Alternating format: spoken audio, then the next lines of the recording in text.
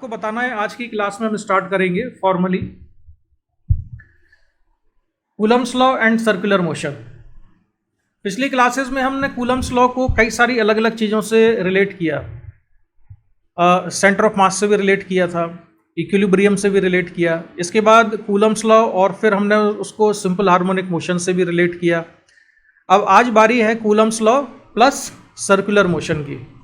लेकिन circular motion से मैं रिलेट करूं उससे पहले आपको ये बताना होगा कि आपको 11th क्लास में सर्कुलर मोशन कितना पढ़ा हुआ है। तो मैं मान के चल रहा हूं कि थोड़ा बहुत तो भूल ही गए होगे, तो इसलिए मैं कर देता हूं थोड़ा सा रिवाइज इसको। तो आगे बढ़ने से पहले हम थोड़ा सा रिवीजन कर लेते हैं 11th क्लास के सर्कुलर मोशन का, वर्टिकल सर्कुलर मोशन का। तो 11th क्लास में हमने ये पढ़ा था कि अगर कोई भी पार्टिकल सर्कुलर पाथ में मूव कर रहा है, ये मेरे फेवरेट क्वेश्चंस हैं कुछ। अगर कोई भी पार्टिकल सर्कुलर पाथ में मूव कर रहा है तो उसमें दो तरह के एक्सेलरेशन हो सकते हैं। एक होता है उसमें पॉसिबल एक्सेलरेशन होता है सेंट्रीपिटल एक्सेलरेशन, और एक होता है टेंजेंशियल एक्सेलरेशन। सेंट्रीपिटल एक्सेलरेशन होता है v²/r और टेंजेंशियल एक्सेलरेशन होता है मॉडुलस ऑफ dv/dt, या आप इसको सिंपल dv/dt कर सकते हो। यानी कि ये v क्या चीज था, ये हमने डिफरेंशिएशन किसका किया है, स्पीड का डिफरेंशिएशन किया है। अगर हम स्पीड को डिफरेंशिएट करते हैं, वेलोसिटी के मॉडुलस को डिफरेंशिएट करते हैं, तो उससे टेंजेंशियल एक्सेलरेशन आता है।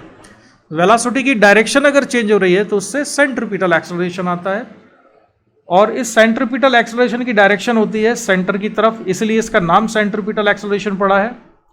मान लो ये कोई पार्टिकल है जो कि वर्टिकल सर्कल में घूम रहा है, ये है पॉइंट ए, ये है पॉइंट बी। अगर ये वर्टिकल सर्कल में घूम रहा है अंडर द ग्रेविटी, तो इस पार्टिकल में जो स्ट्रिंग है, ये पार्टिकल जिस स्ट्रिंग से कनेक्टेड है, उस स्ट्रिंग के स्लैक होने के चांसेस सबसे ज्यादा कहां पर होते हैं, किस जगह पर स्ट्रिंग के स्लैक होने के सबसे ज्यादा चांसेस होते हैं, टॉप मोस्ट पॉइंट पर, यानी पॉइंट बी पर।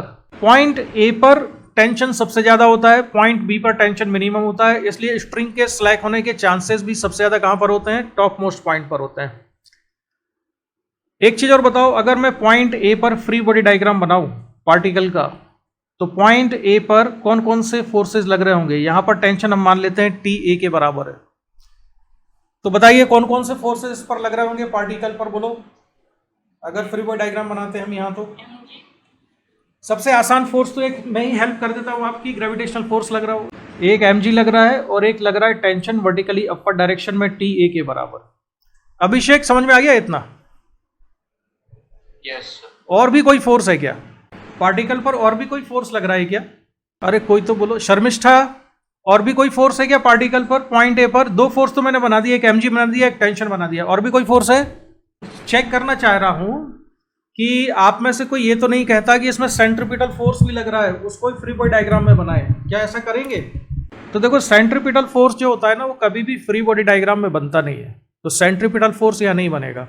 अब मुझे यहाँ पर न्यूटन सेकंड लॉ से इक्वेशन लिखनी है इस पॉइंट पर, तो क्या इक्वेशन बनेगी, net force equal to mass into acceleration, यानी summation F equal to mass into acceleration. तो इसको लिखने के मेरे पास दो तरीके हैं, या तो मैं T minus M G equal to M A करूँ, या mg minus T equal to M A करूँ। कौन सा सही है, ऊपर वाला या नीचे वाला? नहीं, अभी मैंने जो लिखा है इसमें कौन सा सही है? ये शायद और लग रहा है शब्दों का इस्तेमाल कर रहे हो, मतलब डाउट है थोड़ा थोड़ा, है ना। देखो, इसमें से एक ही इक्वेशन सही है, ऊपर वाली सही है, नीचे वाली इक्वेशन तब सही होगी जब मैं राइट साइड में माइनस एम ए लिखूं। रीजन क्या है, जिस डायरेक्शन में एक्सेलरेशन होता है, हम नॉर्मली उस डायरेक्शन के फोर्स को क्या लिखते हैं, पॉजिटिव। तो पॉइंट ए पर जो सेंट्रीपिटल एक्सेलरेशन है, वो सेंट्रीपिटल एक्सेलरेशन की डायरेक्शन क्या है, अपवर्ड डायरेक्शन में है। और सेंट्रीपिटल एक्सेलरेशन अगर अपवर्ड डायरेक्शन में है, तो अपवर्ड डायरेक्शन का फोर्स हम पॉजिटिव लेंगे और डाउनवर्ड डायरेक्शन का फोर्स नेगेटिव। एक्सेलरेशन जिस डायरेक्शन में है उसके फोर्स को पॉजिटिव। तो यानी ये इक्वेशन मैंने सही लिखी है। अगर मैं ये वाली इक्वेशन लिखूं तो फिर मुझे डायरेक्शन प्रॉपर लेनी पड़ेगी। तो मैंने इसमें अगर लिखा mg, इसमें मैंने क्या लिया, mg लिखा, तो mg को अगर मैंने पॉजिटिव लिखा है ना, इसका मतलब ये हुआ कि मैंने mg की डायरेक्शन को पॉजिटिव लिया है, तो mg की अपोजिट डायरेक्शन मुझे नेगेटिव लेनी पड़ेगी। तो mg है डाउनवर्ड डायरेक्शन में, तो mg को पॉजिटिव लिया, टेंशन अपवर्ड था तो टेंशन को माइनस किया, फिर मैं लिखूंगा एम ए, तो इसमें मुझे एक्सेलरेशन की डायरेक्शन भी तो फिर नेगेटिव लिखनी पड़ेगी ना, क्योंकि एक्सेलरेशन अपर डायरेक्शन में है। So now this equation is also correct and this is also correct. लेकिन अगर मैं इसमें नेगेटिव साइन ना लगाऊं, इसको प्लस ही लिखूं, तो फिर ये इक्वेशन गलत हो जाती है, इसमें साइन गड़बड़ हो जाता है। प्रतीक समझ में आया? तो यहां से मैं इक्वेशन लिखूंगा T minus M G equal to M A, या T A minus M G equal to M A. तो ये हो जाएगा T A minus M G equals to M, और एक्सेलरेशन को हम लिख सकते हैं इस पॉइंट पर पार्टिकल की वेलोसिटी में मान लेता हूँ वी ए के बराबर है। तो ये हो जाएगा V A square upon radius R, क्योंकि सेंट्रिपिटल एक्सेलरेशन कितना होता है, V A square by R होगा। ये है इक्वेशन नंबर 1। अब आइए पॉइंट बी पर। तो अगर पॉइंट बी पर आते हैं तो मान लेते हैं पार्टिकल यहाँ पर है, पॉइंट बी पर आ गया किसी इंस्टेंट पर, और जब ये पॉइंट बी पर आ गया है तो पॉइंट बी पर मैं इसका फ्री बॉडी डायग्राम बनाऊंगा। कौन कौन से फोर्सेस लग रहे होंगे? Gravitational force as usual, vertically downward. और कौन सा फोर्स होगा? टेंशन स्ट्रिंग की वजह से, टीबी। और कोई फोर्स होगा? बस। तो इसकी इक्वेशन बनेगी TB plus M G equal to mass into acceleration. तो मास एन, और एक्सेलरेशन यहाँ पर वेलोसिटी में मान लेता हूँ कि वी बी के बराबर है। तो सेंट्रिपिटल एक्सेलरेशन हम लिखेंगे V B square by R. This is equation number 2। ठीक है, पॉइंट 2 पे हमने इक्वेशन लिखी। अब अगर आपको याद हो तो हम ये करते थे कि टेंशन टी बी कैसा होना चाहिए, greater than or equal to 0 होना चाहिए। अगर स्ट्रिंग को ढीला नहीं होना है, स्लैक नहीं होना है, सर्कुलर मोशन कंप्लीट करना है, तो पॉइंट बी पर tension T B must be greater than 0। होना तो चाहिए ग्रेटर देन 0, लेकिन हम इस लिमिटिंग कंडीशन ले लेते थे कि greater than or equal to 0। Equation number 2 से अगर मैं टी बी की वैल्यू यहाँ पर रख दूँ तो ये हो जाएगा M V B square upon R minus M G greater than or equal to 0। ठीक है, टी बी की वैल्यू मैंने इक्वेशन नंबर 2 से निकाली है, ये इस वाली इक्वेशन से। इसको सिंप्लीफाई कर दें तो वी बी कितना आ जाता है, V B greater than or equal to root G R के बराबर। ये एम कैंसिल हो जाएगा, बाकी चीज़ें राइट साइड पहुंच जाएंगी। तो वी बी हो गया रूट जी आर। याद है आपको टॉप मोस्ट पॉइंट पर मिनिमम वेलोसिटी कितनी चाहिए होती है सर्कुलर मोशन कंप्लीट करने के लिए? It is root G R. Is that clear? तो root G R velocity requirement होती थी, ये याद रखना। मैं ये क्यों पढ़ा रहा हूँ, इसका रिवीजन इसलिए करा रहा हूँ 11th वाला तुम्हारा, क्योंकि अभी मैं यहाँ पे जब सर्कुलर मोशन कराऊंगा कूलम्स लॉ में, तो एक चार्ज पार्टिकल रखूंगा मैं सेंटर पर, और दूसरा चार्ज पार्टिकल होगा उस पार्टिकल पर, यानी कि जो पार्टिकल घूम रहा है उस पर भी चार्ज है। तो जब दोनों पे चार्ज होगा तब हमको कंडीशन निकालनी होगी कि मिनिमम वेलोसिटी कितनी हो कि ये सर्कुलर मोशन कंप्लीट कर जाए। ये क्वेश्चन आईटी में आ भी चुका है पहले। अच्छा, अब V B greater than or equal to G R कर लेते थे। फिर हमको निकालना होता था वी ए की वैल्यू, कि वी ए की मिनिमम वैल्यू क्या होनी चाहिए। तो to complete vertical circle, to complete vertical circle, VB minimum velocity at topmost point equal to under root G R. ठीक, ये मैंने सॉल्व कर लिया। अब मेरी ज़रूरत यह है कि मैं लोएस्ट पॉइंट पर मिनिमम वेलोसिटी निकालूं, जो कि ज़रूरी है सर्कुलर मोशन को कंप्लीट करने के लिए। तो कैसे सॉल्व करेंगे इसको हम? इसमें हम लगाते थे कंजर्वेशन ऑफ मैकेनिकल एनर्जी लगाते थे, याद है? पॉइंट ए और बी पर कंजर्वेशन ऑफ मैकेनिकल एनर्जी लगाते थे। आप लोगों को याद है? समीक्षा बोलो, याद है 11th क्लास में कुछ पढ़ा था conservation of mechanical energy type की कोई चीज़? ठीक है, अब मैंने ईयरफोन लगा लिया है तो मुझे तुम्हारी आवाज़ भी ठीक आने लगेगी। हाँ बोलो। मैकेनिकल एनर्जी 11th में पढ़ा था। तो इसमें वर्टिकल सर्कुलर मोशन में हम लगाते थे ना इसको। लेकिन आज मैं ना इसमें कंजर्वेशन ऑफ मैकेनिकल एनर्जी से नहीं कराऊंगा तुमको, क्योंकि कंजर्वेशन ऑफ मैकेनिकल एनर्जी लगाते समय हमको पोटेंशियल एनर्जी की भी ज़रूरत पड़ती है। और potential energy, gravitational potential energy MgS तो आपको मालूम है, लेकिन अभी इलेक्ट्रोस्टैटिक पोटेंशियल एनर्जी मैंने पढ़ा ही नहीं है। तो हर वो क्वेश्चन जो हम कंजर्वेशन ऑफ मैकेनिकल एनर्जी से करते हैं वो किसी और चीज़ से भी सॉल्व हो जाता है। क्या कहते हैं उसको? Work energy theorem. तो कंजर्वेशन ऑफ मैकेनिकल एनर्जी का एक ऑल्टरनेट है वर्क एनर्जी थ्योरम। अगर हम वर्क एनर्जी थ्योरम लगा लें तो ये सॉल्व हो जाएगा, है ना। तो मैं वर्क एनर्जी थ्योरम से करूंगा यहाँ पर। तो वर्क एनर्जी थ्योरम का स्टेटमेंट बताइए। वर्क एनर्जी थ्योरम का स्टेटमेंट होता था work done by all the forces, summation W लिख दिया मैंने, मतलब work done by all the forces equal to change in kinetic energy. Change in kinetic energy का मतलब final kinetic energy minus initial kinetic energy. ये होता है statement, जिसको मैंने बड़ा छोटा करके लिख दिया। This is the statement of work energy theorem. तो यहां पर मैं A और B दो पॉइंट्स पर वर्क एनर्जी थ्योरम लगाऊंगा। तो applying work energy theorem, work energy at A and B, इन दो पॉइंट्स पर वर्क एनर्जी थ्योरम में यूज करूंगा। तो मैं लिखता हूं फाइनल काइनेटिक एनर्जी मतलब A पॉइंट पर minus initial kinetic energy B point पर। तो ये final minus initial equal to work done by all the forces. तो यहाँ पर जो फोर्सेज लग रहे हैं इस पर, एक तो mg लग रहा है, mg का वर्क प्लस, और एक टेंशन लग रहा है इसका वर्क। इन दोनों फोर्सेज का वर्क हम लिखेंगे। मैंने इनिशियल पोजीशन किसको माना है इसमें? B को। और फाइनल पोजीशन किसको माना है? A को। तो मैंने फाइनल काइनेटिक एनर्जी ये लिया है और इनिशियल काइनेटिक एनर्जी इसको लिया है, और टोटल वर्क डन जब ये B से A आता है तब। तो फाइनल काइनेटिक एनर्जी मैंने लिखा half mva² minus initial kinetic energy लिखा मैंने हाफ m, और Vb की जो मिनिमम वैल्यू है, ये मिनिमम वैल्यू मैं उठा के रख देता हूँ यहाँ पर, ये थी रूट जी आर का स्क्वायर इक्वल्स टू। अब ये B से जब A आएगा तो ग्रेविटेशनल फोर्स ने जो वर्क किया है, जब ये B से A आएगा तो इसका वर्टिकल डिस्प्लेसमेंट कितना होगा? पार्टिकल का वर्टिकल डिस्प्लेसमेंट कितना? यस, डायमीटर की इक्वल 2r के बराबर। और ग्रेविटेशनल फोर्स लग रहा है वर्टिकली डाउनवर्ड, डिस्प्लेसमेंट भी वर्टिकली डाउनवर्ड है, तो ग्रेविटेशनल फोर्स का वर्क होगा इसमें positive.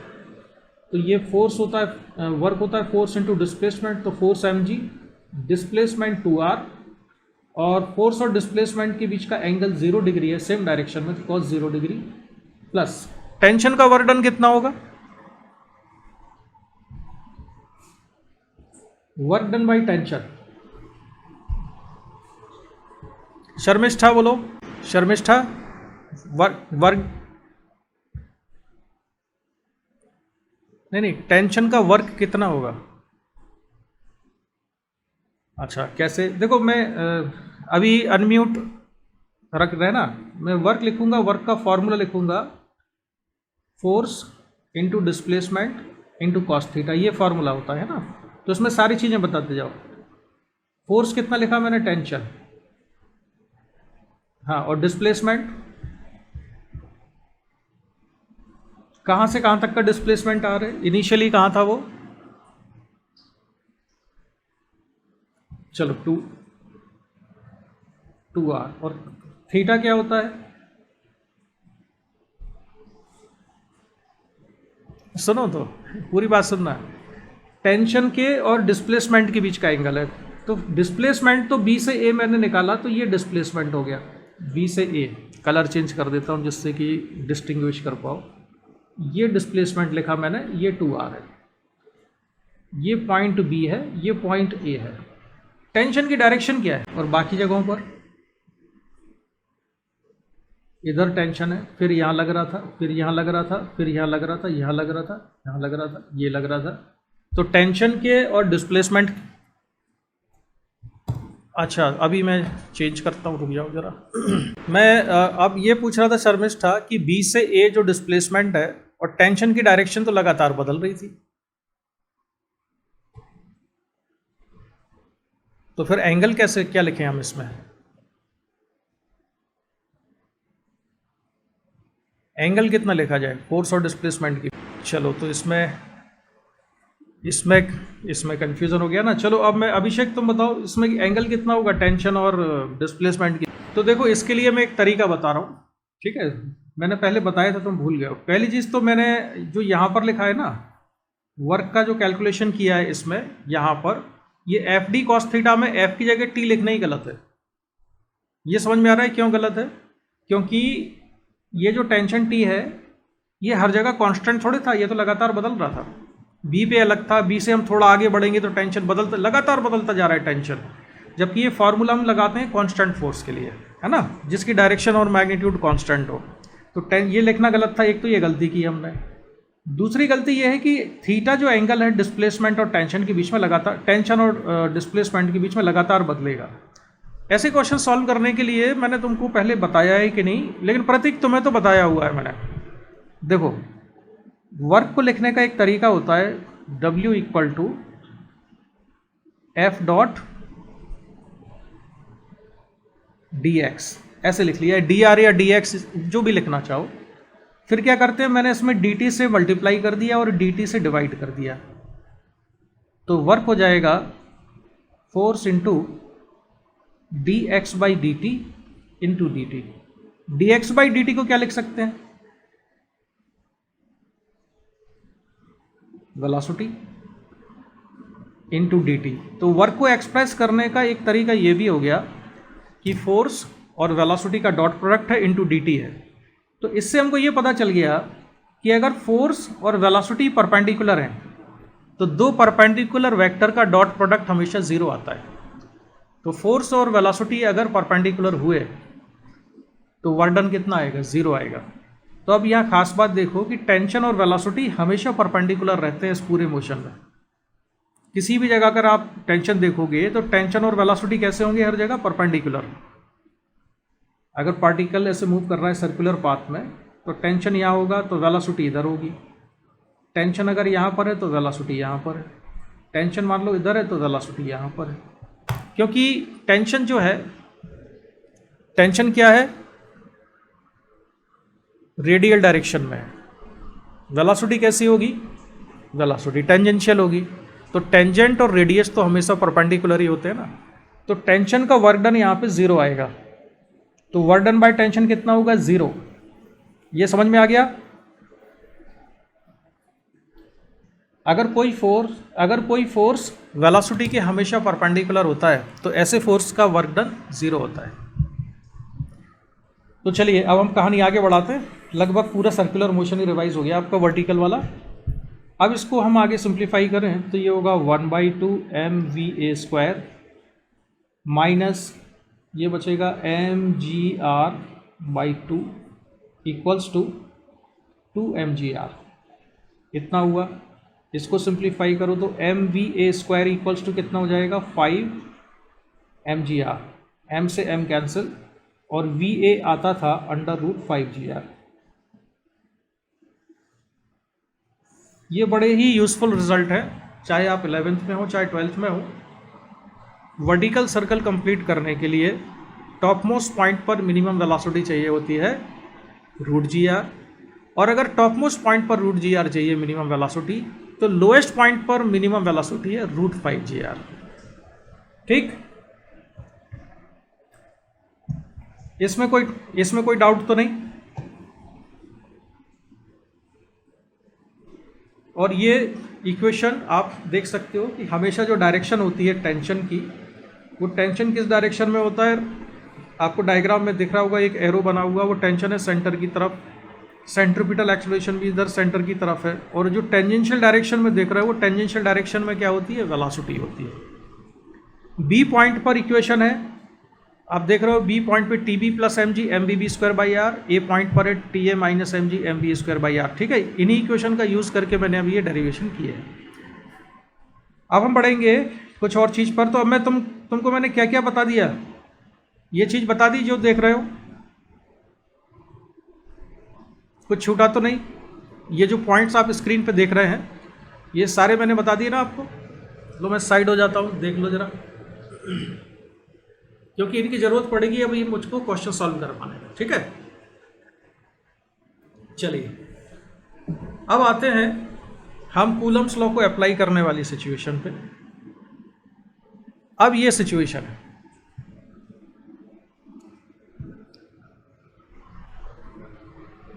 Find minimum value of u so that charge particle can complete vertical circle. इसमें भी वर्टिकल सर्कल पर ही मूव कर रहा है, लेकिन एक चार्ज रखा हुआ है सेंटर पर, यहाँ देख रहे हो आप, ये एक चार्ज यहाँ सेंटर पे रखा है, और दूसरा वो पार्टिकल जिसका मास m है उस पर भी चार्ज कितना है, q है। अब ये सर्कल पे मूव करेंगे और हमको बताना है कि मिनिमम वेलोसिटी कितनी हो कि ये सर्कल कंप्लीट कर जाए। ठीक है, अब मेरी एक्सपेक्टेशन आप लोगों से भी होगी कि आप लोग भी इक्वेशन बनाने में हेल्प करो, क्योंकि ऑलरेडी रिवाइज करा के मैंने तुमको 11th वाला वर्टिकल सर्कल तो बता दिया है। बेसिक अप्रोच एग्जैक्टली वही है, बस इसमें एक एडिशनल फोर्स आ जाएगा और वो होगा कूलम्ब फोर्स। ठीक है, तैयार? अच्छा, तो अब ये बताओ कि टेंशन के जीरो होने के चांसेस, स्ट्रिंग के स्लैक होने के चांसेस सबसे ज़्यादा कहाँ पर होते हैं? B point, right. तो मैं सबसे पहले मिनिमम वैल्यू निकालूंगा वेलोसिटी की बी पॉइंट पर, है ना। तो बी पॉइंट पर मैंने फ्री बॉडी डायग्राम बना लिया। तो बी पॉइंट पर फ्री बॉडी डायग्राम में एक फोर्स तो मैं खुद बना देख के देता हूँ हमेशा आप लोगों की हेल्प करने के लिए, ग्रेविटेशनल mg, बाकी आपको बताना पड़ता है। और कौन कौन से फोर्सेस लग रहे हैं इस पर, बी पॉइंट पर पार्टिकल पर, और टेंशन। टेंशन किस डायरेक्शन में? डाउनवर्ड। और समीक्षा ये बताओ कि बी पॉइंट पर इस पर जो चार्ज है उसकी वजह से कूलम्ब फोर्स लगेगा, उसकी डायरेक्शन क्या है? समझी नहीं? यही घूमते हुए ऊपर जाएगा ना, अरे यही तो जाएगा ना घूमते हुए ऊपर, यहां पहुंचेगा जब, तो जब ये ऊपर पहुंच जाएगा, रुक जा मैं बना देता हूं तो इसको, ये आ जाएगा ऊपर घूमते हुए यहां। तो डायरेक्शन क्या लूं मैं कूलम्ब फोर्स की? किन किन के बीच में लगेगा? ये वाला चार्ज और इस पर जो चार्ज है Q। हाँ, तो इन दोनों के बीच का जो फोर्स है वो फोर्स मैं लिखना चाहता हूँ जो पार्टिकल पे चार्ज है। तो उस पार्टिकल पे जो चार्ज है ऊपर वाले पर, उस पर फोर्स की डायरेक्शन क्या होगी? रिपेल करेगा, तो मतलब किधर करेगा? Vertically downward, vertically upward, right, left, किधर? एक पार्टिकल सेंटर पे रखा हुआ है, चार्ज पार्टिकल, वो अपनी जगह रहेगा, वो फिक्स्ड है, वो कहीं नहीं जाएगा। दूसरा पार्टिकल जो कि सर्कल पे घूम रहा है, वो पार्टिकल जब बी पॉइंट पे पहुंचेगा, दूसरा वाला पार्टिकल जब बी पॉइंट पे पहुंचेगा, तब मैं उसका फ्री बॉडी डायग्राम बना रहा हूं। तो उस पर जो कूलम्ब फोर्स है उसकी डायरेक्शन चाहिए, अपवर्ड डायरेक्शन में। नहीं तो मुझे लगता है इधर ही आना पड़ेगा तुम्हारे पास, इस पार्टिकल के पास। ये लो, मैं क्या पूछ रहा हूं कि ये जो बी पॉइंट है, इस बी पॉइंट पे ये चक्कर लगा रहा है ऐसे, घूमते घूमते घूमते घूमते जब ये बी पॉइंट पर आएगा, ठीक है, तो मैं अपना साइज जो है बड़ा कर लेता हूँ थोड़ा। ये लो, ये जो घूमते घूमते ऐसे घूमते घूमते ये जब बी पॉइंट पे आ गया, तो ये वाला जो सेंटर पे चार्ज है Q, इस Q चार्ज की वजह से बी पर जब ये पार्टिकल आएगा, इस पर चार्ज है, उस पर फोर्स लगेगा रिपल्सिव, और वो रिपल्सिव फोर्स होगा अपवर्ड डायरेक्शन में। ठीक है, अगर कोई ये पूछता कि जो सेंटर पे चार्ज है उस पर फोर्स की डायरेक्शन क्या है, तो हमारा आंसर क्या होगा? सेंटर पे जो चार्ज रखा है उस पर फोर्स की डायरेक्शन क्या होगी? हाँ, उस पर डाउनवर्ड हो जाएगी, है ना। तो मैं बी पर जो जब ये पार्टिकल घूमते घूमते घूमते घूमते घूमते घूमते जब ये बी पर पहुंच गया है, तो ये इसको ऊपर की तरफ रिपेल कर रहा है, इसलिए फोर्स की डायरेक्शन है वर्टिकली अपवर्ड। तो मैंने कूलम्ब फोर्स लिख दिया Fe, और इस कूलम्ब फोर्स की वैल्यू भी बता सकते हैं आप लोग, क्या होगी?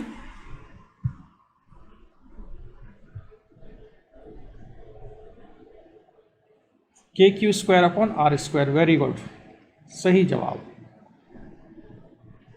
अब बी पॉइंट पर जब पार्टिकल है, तब मान लेते हैं कि उसकी स्पीड कितनी है? vb के बराबर है,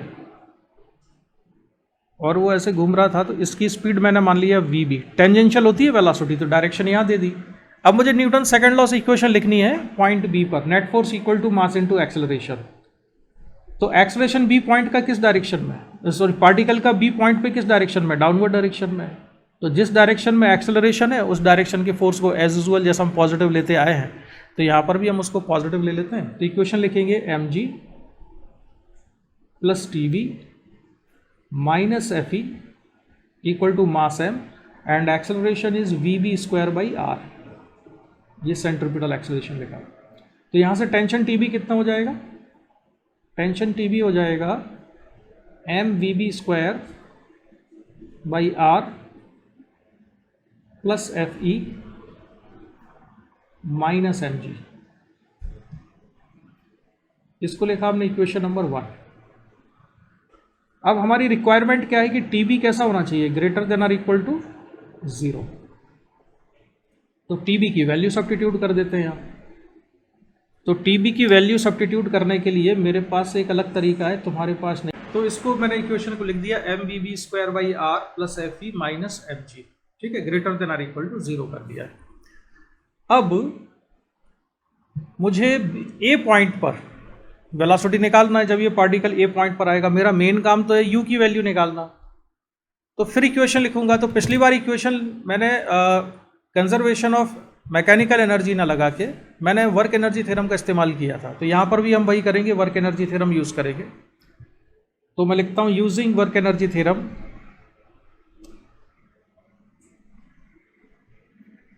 using work energy theorem at A and B। तो इसमें भी मैं वही करता हूँ कि फाइनल पोजीशन मान लेता हूँ A पर और इनिशियल पोजीशन मान लेता हूँ इसकी B पर। तो फाइनल काइनेटिक एनर्जी मतलब कहाँ पर, A पर। तो final kinetic energy KA minus initial kinetic energy KB equal to work done by all the forces. तो एक तो mg का वर्क होगा plus work done by tension होगा plus work done by Coulomb force होगा यानी Fe। तो kinetic energy ए point पर हम लिखेंगे half m v a square minus kb half m v b square equals to work done by mg कितना होगा बताइए, वर्क डन बाई mg कितना होगा।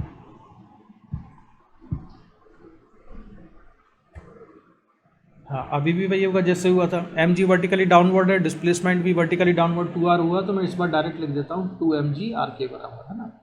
वर्क डन बाय टेंशन कितना होगा, as usual 0, because yes because tension always remains perpendicular to the direction of velocity, therefore work done by the tension force is 0।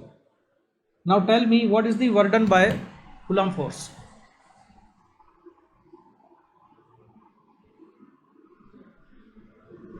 Sharmishtha,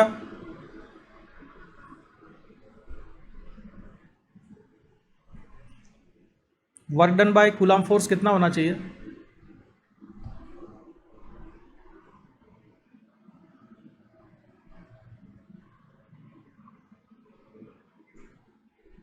हाँ, अब मुझे एक्सप्लेनेशन कौन देगा, explanation Aditya तुम बताओ, work done by Coulomb force कितना होगा। हाँ, उसको एक्सप्लेन करो क्यों होगा 0। किस में डिस्प्लेसमेंट नहीं होता है, पार्टिकल बी से ए पर नहीं आया।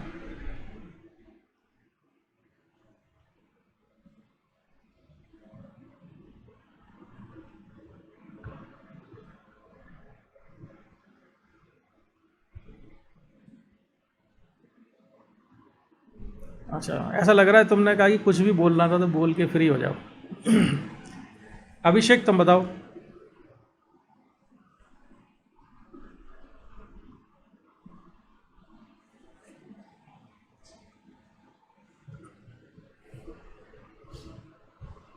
वेरी गुड यार, कितना परफेक्ट आंसर दिया है इसने वेक्टर शब्द का भी इस्तेमाल किया, क्योंकि अगर हम डायरेक्शन बता रहे हैं तो नॉर्मली हम वेक्टर वर्ड नहीं बोलते हैं, सब पूरा वेक्टर भी बोला है कि वेलोसिटी वेक्टर और कूलम फोर्स का वेक्टर परपेंडिकुलर है, राइट। जैसे अगर मैं जब चार्ज पार्टिकल यहाँ पर होगा Q और ये सेंटर वाला है, तो इनके बीच में जो कूलम फोर्स लग रहा होगा वो कूलम फोर्स ऐसा होगा इधर Fe, और वेलोसिटी होगी यहाँ पर। इसके बाद कूलम्ब फोर्स होगा यहाँ पर Fe और वेलोसिटी होगी यहाँ पर। तो हर पॉइंट पर कूलम्ब फोर्स और वेलोसिटी परपेंडिकुलर है, that is why work done by Coulomb force is 0 यार। हाँ, कोई क्वेश्चन पूछ रहा था मेरे से, किसी की आवाज़ आई थी अभी।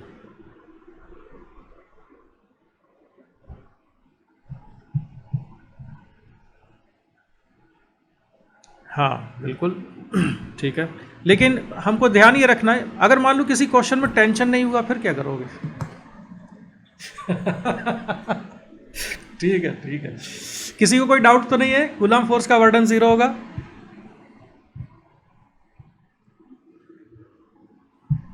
चलो डाउट नहीं है तो इसको मैं लिखता हूं इक्वेशन नंबर 2। अब एक काम करो, अच्छा ये तो 2 इक्वेशन तो एक्चुअली मुझे यहाँ लिखनी चाहिए थी, ये 2 और इसको लिख लेता हूँ मैं इक्वेशन नंबर 3। अब हम क्या काम करते हैं कि इक्वेशन नंबर 2 में वैल्यू निकालते हैं mv² की, और mv² की वैल्यू रख देते हैं 3 से निकाल के, और फिर मुझे बताओ कि आंसर कितना आ रहा है। ठीक है, अब ये कैलकुलेशन आप लोग करिए इसमें। जैसे पिछली बार जब मैंने सॉल्व किया था तो कितना आया था, v आया था √5gr, minimum velocity lowest point पर आई थी √5gr। तो अब आप कैलकुलेशन करके मुझे बताएंगे इस वाले क्वेश्चन में कि लोएस्ट पॉइंट पर कितना आता है। ठीक है, ये देखो, तो ये आप लोग करो। मैं कैसा आंसर चाह रहा हूँ, देखो कुछ ऐसे आंसर आएगा, पूरी तरह नहीं बता रहा हूँ। ये आएगा VA इक्वल्स टू √5gr, जैसा पिछली बार आया था तब, माइनस समथिंग। तो वो माइनस में क्या आएगा ये बता। चलो भाई, अभिषेक का तो ये आंसर है। अभी मैं ये नहीं बता रहा हूँ ये सही है कि गलत है, बाकी लोग बताएंगे आंसर अपना। VA equals to √5gr minus KQ² / MR, इतनी आया है।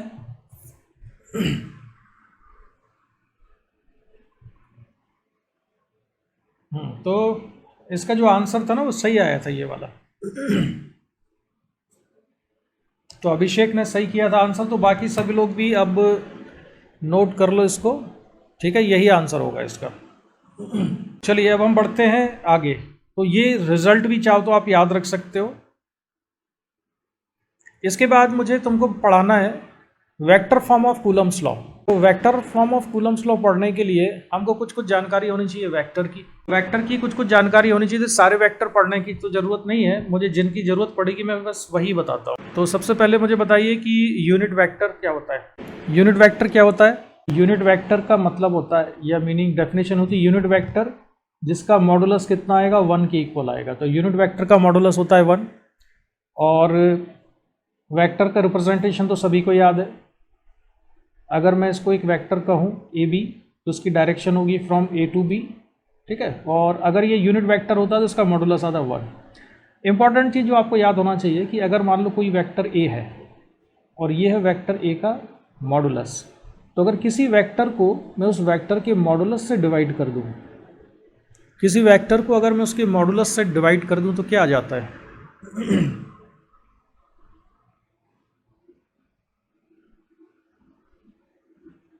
बोलो भाई, क्या आता है? अगर किसी वेक्टर को उसके मॉडुलस से डिवाइड कर दिया जाए तो क्या आ जाएगा? Unit vector. एक है हम लिखेंगे और ये यूनिट वेक्टर आ जाएगा। अगर किसी भी वेक्टर को उसके मॉडुलस से डिवाइड कर दिया जाए तो उस वेक्टर की डायरेक्शन में एक यूनिट वेक्टर मिल जाता है। ठीक है, ये याद रखेंगे। इसके बाद दूसरी चीज़ होती है एक पोजीशन वेक्टर। पोजीशन वेक्टर का यूज़ होता है किसी पार्टिकल की पोजीशन बताने के लिए, और पोजीशन हमेशा बताई जाती है किसी न किसी के रेफरेंस में। तो हम कोऑर्डिनेट सिस्टम का जो ओरिजिन होता है उसको लेते हैं रेफरेंस, और उसके रेफरेंस में या उसके रिलेटिव किसी पार्टिकल की किसी पॉइंट की पोजीशन बताते हैं। फॉर एग्जांपल, जैसे कि ये एक्स एक्सिस है, ये वाई एक्सिस है, और यहाँ पर मैंने एक पार्टिकल बना लिया A, और मुझे इसकी पोजीशन बतानी है पोजीशन वेक्टर के थ्रू। तो मैं क्या करूँगा, एक वेक्टर बनाऊंगा जिसको मैं स्टार्ट करूंगा ओरिजिन से और इसको लेके जाता हूं A तक। तो OA या vector OA, this is the position vector ये क्या है? पोजीशन वेक्टर है, position vector of point A. ये पॉइंट ए का पोजीशन वेक्टर है। पोजीशन वेक्टर की डायरेक्शन हमेशा ऑरिजिन से उस पॉइंट की तरफ होती है। Direction always from origin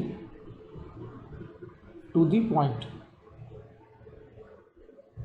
point whose position vector we are calculating. Okay, तो जिस पॉइंट का हम पोजीशन वेक्टर निकाल रहे हैं उस पॉइंट की तरफ डायरेक्शन होती है, और डायरेक्शन निकालने के लिए रेफरेंस हम जिसको ले रहे हैं वो ऑरिजिन है, तो इसकी डायरेक्शन ऑरिजिन से उस पॉइंट की तरफ हमने बना दी। ये हुआ पोजीशन वेक्टर। इसके अलावा मुझे ज़रूरत पड़ेगी triangle law of vector addition की भी। तो triangle law of vector addition क्या होता है? Triangle law of vector addition जानते हैं आप लोग? तो triangle law of vector addition का स्टेटमेंट मैं बता देता हूँ। उसका स्टेटमेंट ये हुआ करता था कि अगर दो वेक्टर्स को डायरेक्शन और मैग्नीट्यूड में किसी ट्राइंगल की टू कॉन्जिक्यूटिव साइड से रिप्रेजेंट कर सकें, तो जो थर्ड साइड होती है वो थर्ड साइड रिप्रेजेंट करती है उसके सम को, अगर हमने उसको अपोजिट ऑर्डर में लिया है तो जितना मैंने बोला शायद उससे समझ में नहीं आया होगा, तो मैं ज़रा ना डायग्राम बना के समझा देता हूँ तुमको ट्राइंगल ऑफ वेक्टर एडिशन के बारे में। जैसे कि एक ये वेक्टर बनाया मैंने, ये वेक्टर को मैं लिख लेता हूँ ए, और दूसरा वेक्टर मैं बना देता हूँ यहाँ पर बी। तो मुझे वेक्टर ए और वेक्टर बी को ऐड करना है triangle law of vector addition से। तो मैं क्या करता हूँ, इन दोनों वेक्टर को रख देता हूँ एक ट्राइंगल के ऊपर कि ये दोनों वेक्टर कोई ट्राइंगल बना दे। तो ये वेक्टर ए हो गया। जहाँ से वेक्टर ए स्टार्ट होता था वो ये वाला पॉइंट है, सपोज मैं इसको P मान लेता हूँ। जहाँ पे वेक्टर ए टर्मिनेट होता है वो सपोज Q है। जिस जगह पे एक वेक्टर टर्मिनेट होता है वहाँ से दूसरे वेक्टर को हम स्टार्ट कर देते हैं। यानी B को मैं यहाँ से उठा के, B वेक्टर को यहाँ से उठा के मैं यहाँ रख दूंगा। यानी B वेक्टर की टेल को मुझे A वेक्टर के हेड पे रखना है। तो ये रख दिया मैंने ऐसे, ये वेक्टर हो गया B। और अब मैं एक लाइन खींच के ट्राइंगल कंप्लीट करता हूँ। तो जो ट्राइंगल मैंने बनाया वो ट्राइंगल है, ये है P, ये Q और ये R, और ये है वेक्टर A और ये है वेक्टर B। तो वेक्टर A का जो ऑर्डर है वो देखो, हम यहाँ से गए और इधर फिर ऐसे आए, यानी एक तरह से हम क्लॉकवाइज सेंस में घूम रहे हैं। तो जो थर्ड साइड है ना, वो थर्ड साइड हमको क्लॉकवाइज सेंस में नहीं लेनी है, यानी कि उसका ऑर्डर अपोजिट होना चाहिए। इनका ऑर्डर अगर ऐसा था तो क्लोजिंग साइड का ऑर्डर कैसा होना चाहिए? अपोजिट होना चाहिए। तो P से Q, Q से R, R से P नहीं लेना है हमको। जो क्लोजिंग साइड होती है, थर्ड साइड होती है, उसका ऑर्डर अपोजिट होगा, यानी P to R। ये समझ में आया? Triangle law of vector addition में एक वेक्टर इधर है, दूसरा इधर है, तो तीसरा ऐसा नहीं लेना है। क्लोजिंग साइड कैसी होगी? इधर होगी, अपोजिट ऑर्डर में। जिस सेंस में आप दो वेक्टर को रखते हो उसके अपोजिट सेंस में क्लोजिंग साइड को लेना है। तो ये जो क्लोजिंग साइड आई PR, ये क्या रिप्रेजेंट करेगी? इन दोनों का सम, यानी A प्लस B। तो triangle law of vector addition ये होता है कि if two vectors means these two vectors A and B, if two vectors can be represented completely in direction and in magnitude by two consecutive sides of a triangle। consecutive sides का मतलब ये है कि ये पहली side थी, यहाँ पे ये वेक्टर खत्म होता था, तो यहाँ से मैं दूसरा स्टार्ट कर रहा हूँ। consecutive का मतलब ये है एक जहाँ खत्म होता है वहाँ से दूसरा स्टार्ट करेंगे। so if two vectors can be represented completely in direction and in magnitude by two consecutive sides of a triangle, then their sum will be represented by closing side of the triangle taken in opposite order। भाई ये पढ़ा था कि नहीं 11th में?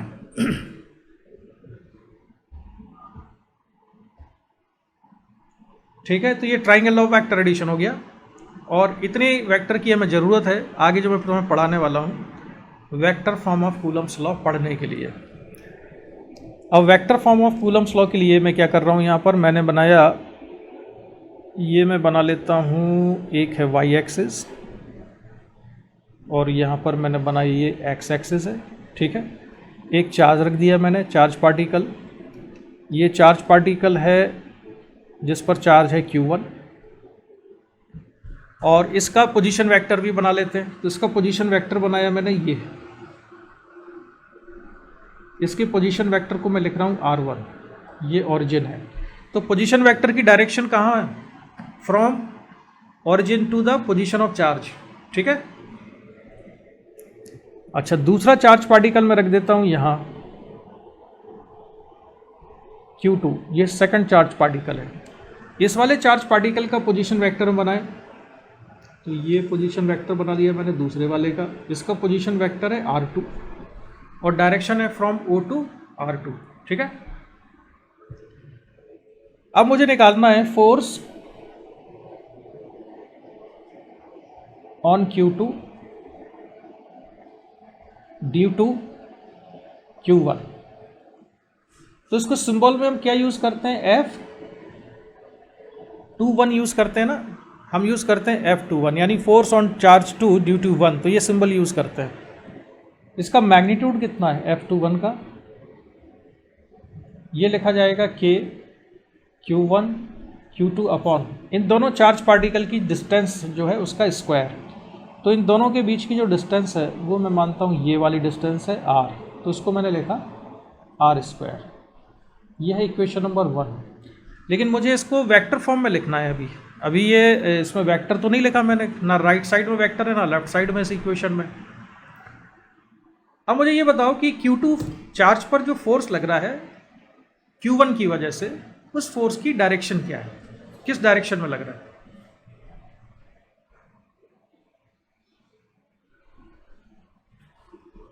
किस direction में बताइए?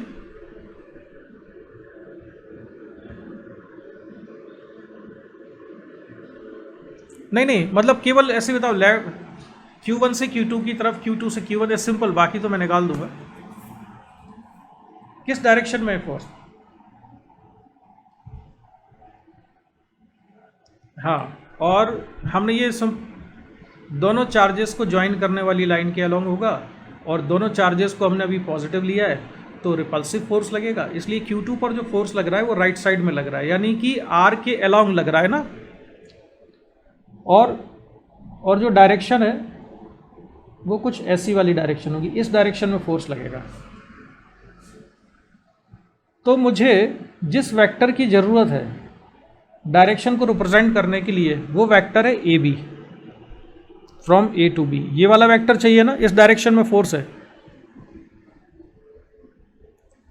अब मैं triangle law of vector addition लिखूं तो मैं क्या करता हूं, एक वेक्टर लिया मैंने OA, वेक्टर OA,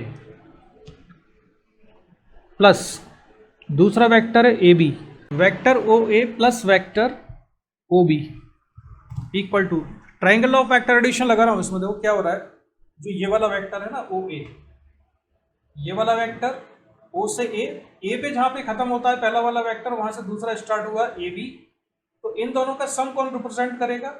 वो वेक्टर या ट्राइंगल की वो वाली साइड जो कि हमने अपोजिट ऑर्डर में ली हुई है।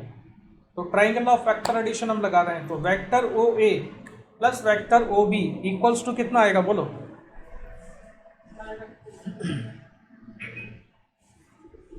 कितना आएगा बोलो? OA plus AB equal to, yes, OB के बराबर। ये वेक्टर OB हो जाएगा। मेरे ख्याल से सभी को क्लियर होगा। अब इनके सिंबल ये रख देते हैं। OA वेक्टर कौन सा वेक्टर है? R1 है, प्लस AB लिया है हमने वेक्टर R के बराबर, इक्वल टू OB हो जाएगा वेक्टर R2।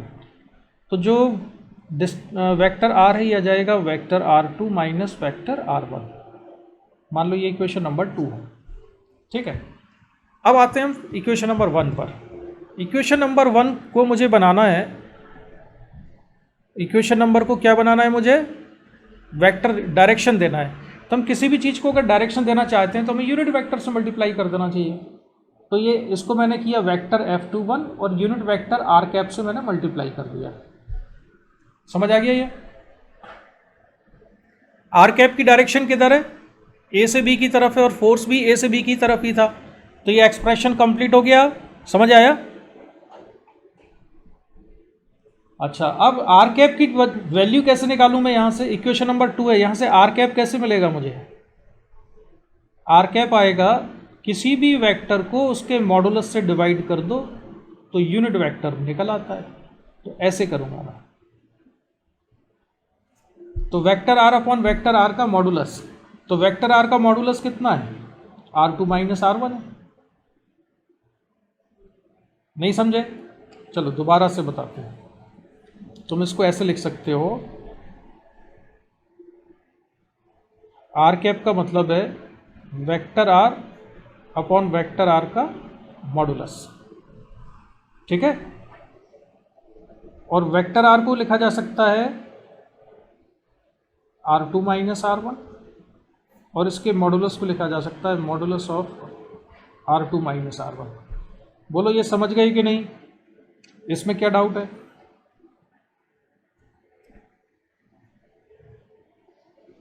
ये समझ में आ गया ये जो मैंने लिखा? तो इसको उठा के मैं रख दूंगा इक्वेशन नंबर 1 में। तो फोर्स की वैल्यू आ जाएगी F21 इक्वल्स टू के Q1 Q2 upon are square. अच्छा ये जो आर स्क्वायर है ये भी तो मॉडुलस का स्क्वायर है ना, तो मैं इस आर को भी कितना लिख देता हूँ, modulus of R2 minus R1 का स्क्वायर इनटू आर कैप की वैल्यू भी सब्स्टिट्यूट कर देते हैं, तो ये हो जाएगा R2 minus R1 upon modulus of R2 minus R1।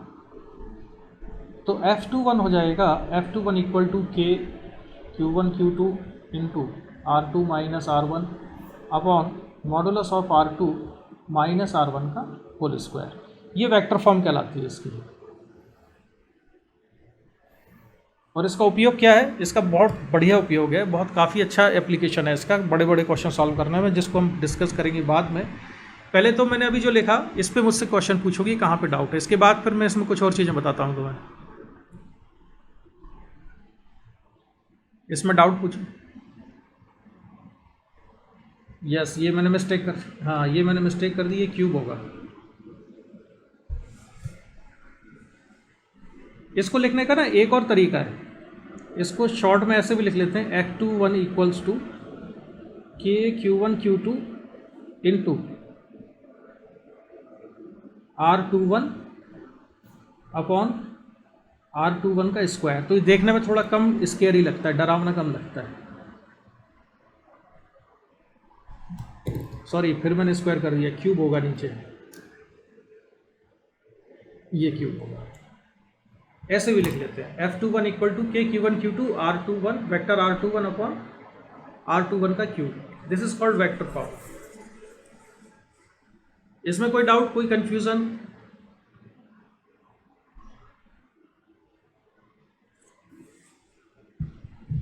किसी को कोई डाउट नहीं है?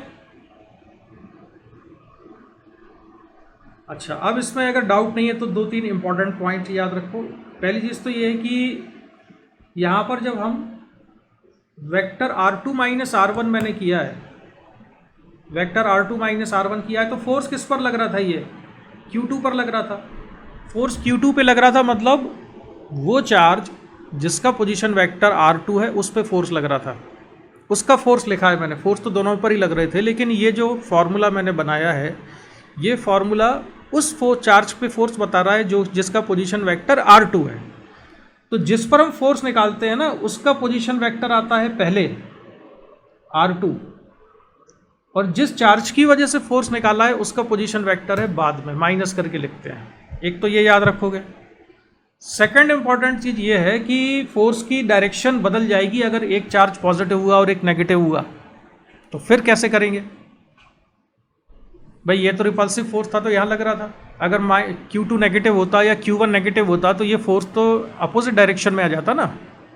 बात समझ में आ रही है?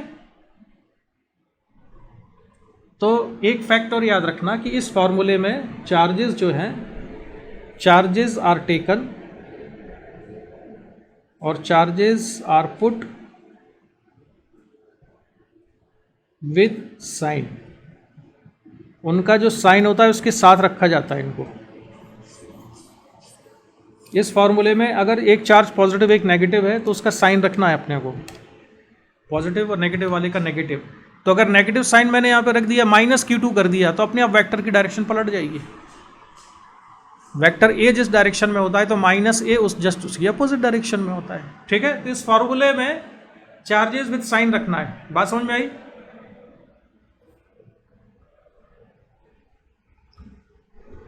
चलो, तो मैं आज ना इस पे क्वेश्चन सॉल्व नहीं करवा रहा हूं। मुझे क्वेश्चन सॉल्व करवाना था बेसिकली ये वाला।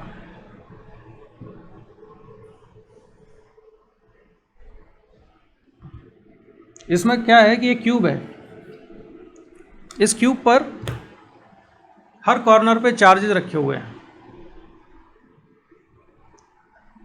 हर कॉर्नर पे चार्जेस रखे हुए हैं और उनकी नंबरिंग भी की हुई है। 1 2 3 4 5 6 7 8 अलग अलग पॉइंट्स दे दिए हुए हैं, कॉर्नर को नंबर दिया हुआ है। तो इसमें पूछा है कि जो कॉर्नर नंबर 2 पे जो चार्ज है, यहाँ पर इस कॉर्नर नंबर 2 पे जो चार्ज है, इस पर कितना फोर्स लग रहा है वो निकालो बाकी चार्जेस की वजह से। तो वेक्टर फॉर्म का क्या यूज़ होगा यहाँ पर? वेक्टर फॉर्म का ये यूज़ है कि जो बाकी 7 चार्जेस है ना, उन 7 चार्जेस की वजह से सेकंड नंबर के चार्ज पे जो फोर्स की डायरेक्शन है वो सब अलग अलग डायरेक्शन में फोर्स लग रही है। तो उसका रिजल्टेंट निकालते निकालते तो हालत ख़राब हो जाएगी अगर हमको वेक्टर फॉर्म नहीं मालूम। तो हम क्या करते हैं, वेक्टर फॉर्म इस्तेमाल कर लेते हैं। तो जैसे फॉर एग्जांपल मैं एक निकाल के दिखाता हूँ, बाकी तुम लोग घर से सॉल्व करके इसको मुझे बताना। जैसे मुझे फोर्स निकालना है किस किस के बीच में, 2 के बीच में, और सिलेक्ट करो किसके बीच में निकालूं मैं,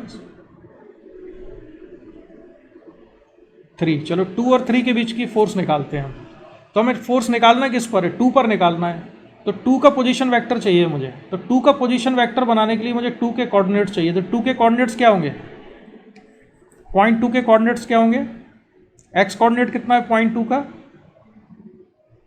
ए।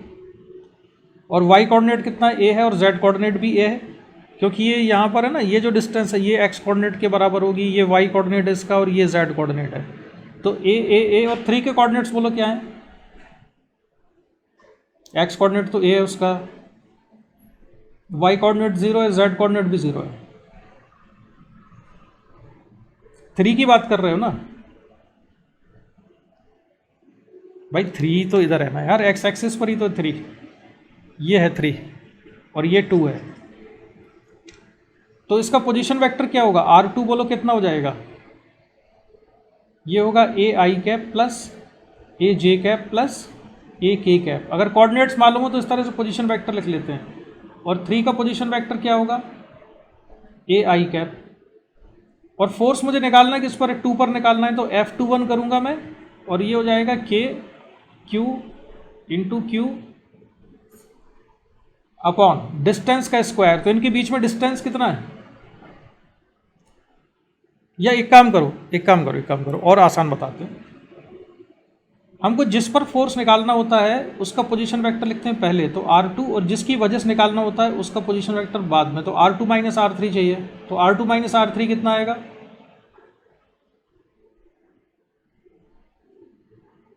कितना हो जाएगा? अरे भाई, ये R2 लिखा हुआ है, ये R3 लिखा हुआ है, तो R2 माइनस R3 कितना हुआ प्रतीक? कितना हुआ R2 माइनस R3?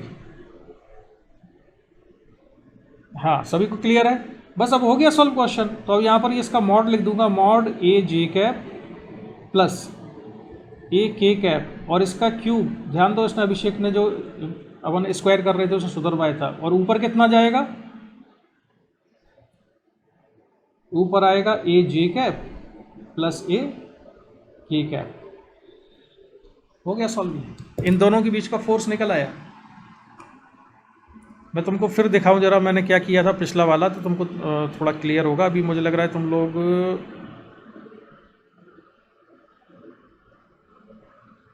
ये किया था मैंने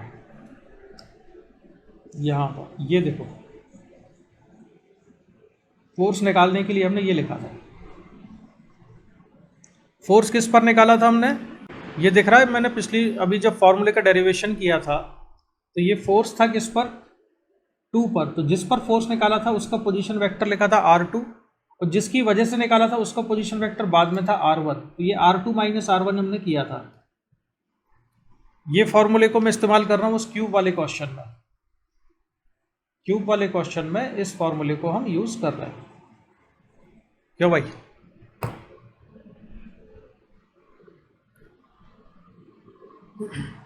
समझ आया ये?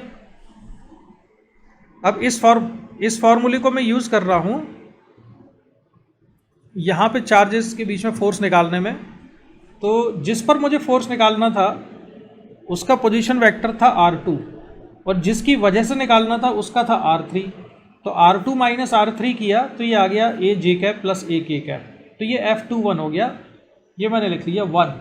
चलो एक और करवा देता हूँ तुमको, है ना, ये मुझे तुम बताना अभी। अब हम निकालते हैं force on two due to किसकी वजह से निकलवाएं, 8 की वजह से निकलवाओ। तो उसके लिए तो मैं 2 का कोऑर्डिनेट चाहिए, तो 2 के कोऑर्डिनेट्स तुमको पता ही है कितने हैं। 2 के कोऑर्डिनेट्स हैं a, a, 8 के कोऑर्डिनेट्स बताओ क्या है। 8 पॉइंट कितना है, YZ प्लेन में है ये। तो YZ प्लेन में तो x कोऑर्डिनेट तो 0 हो जाएगा, तो ये आया 0, बताइए आगे। यस, a और a। तो R2 जो है इसका पोजीशन वेक्टर, ये तो ऑलरेडी हम निकाल ही चुके हैं, a i cap plus a j cap plus a k cap. और R8 इसका पोजीशन वेक्टर कितना हो जाएगा,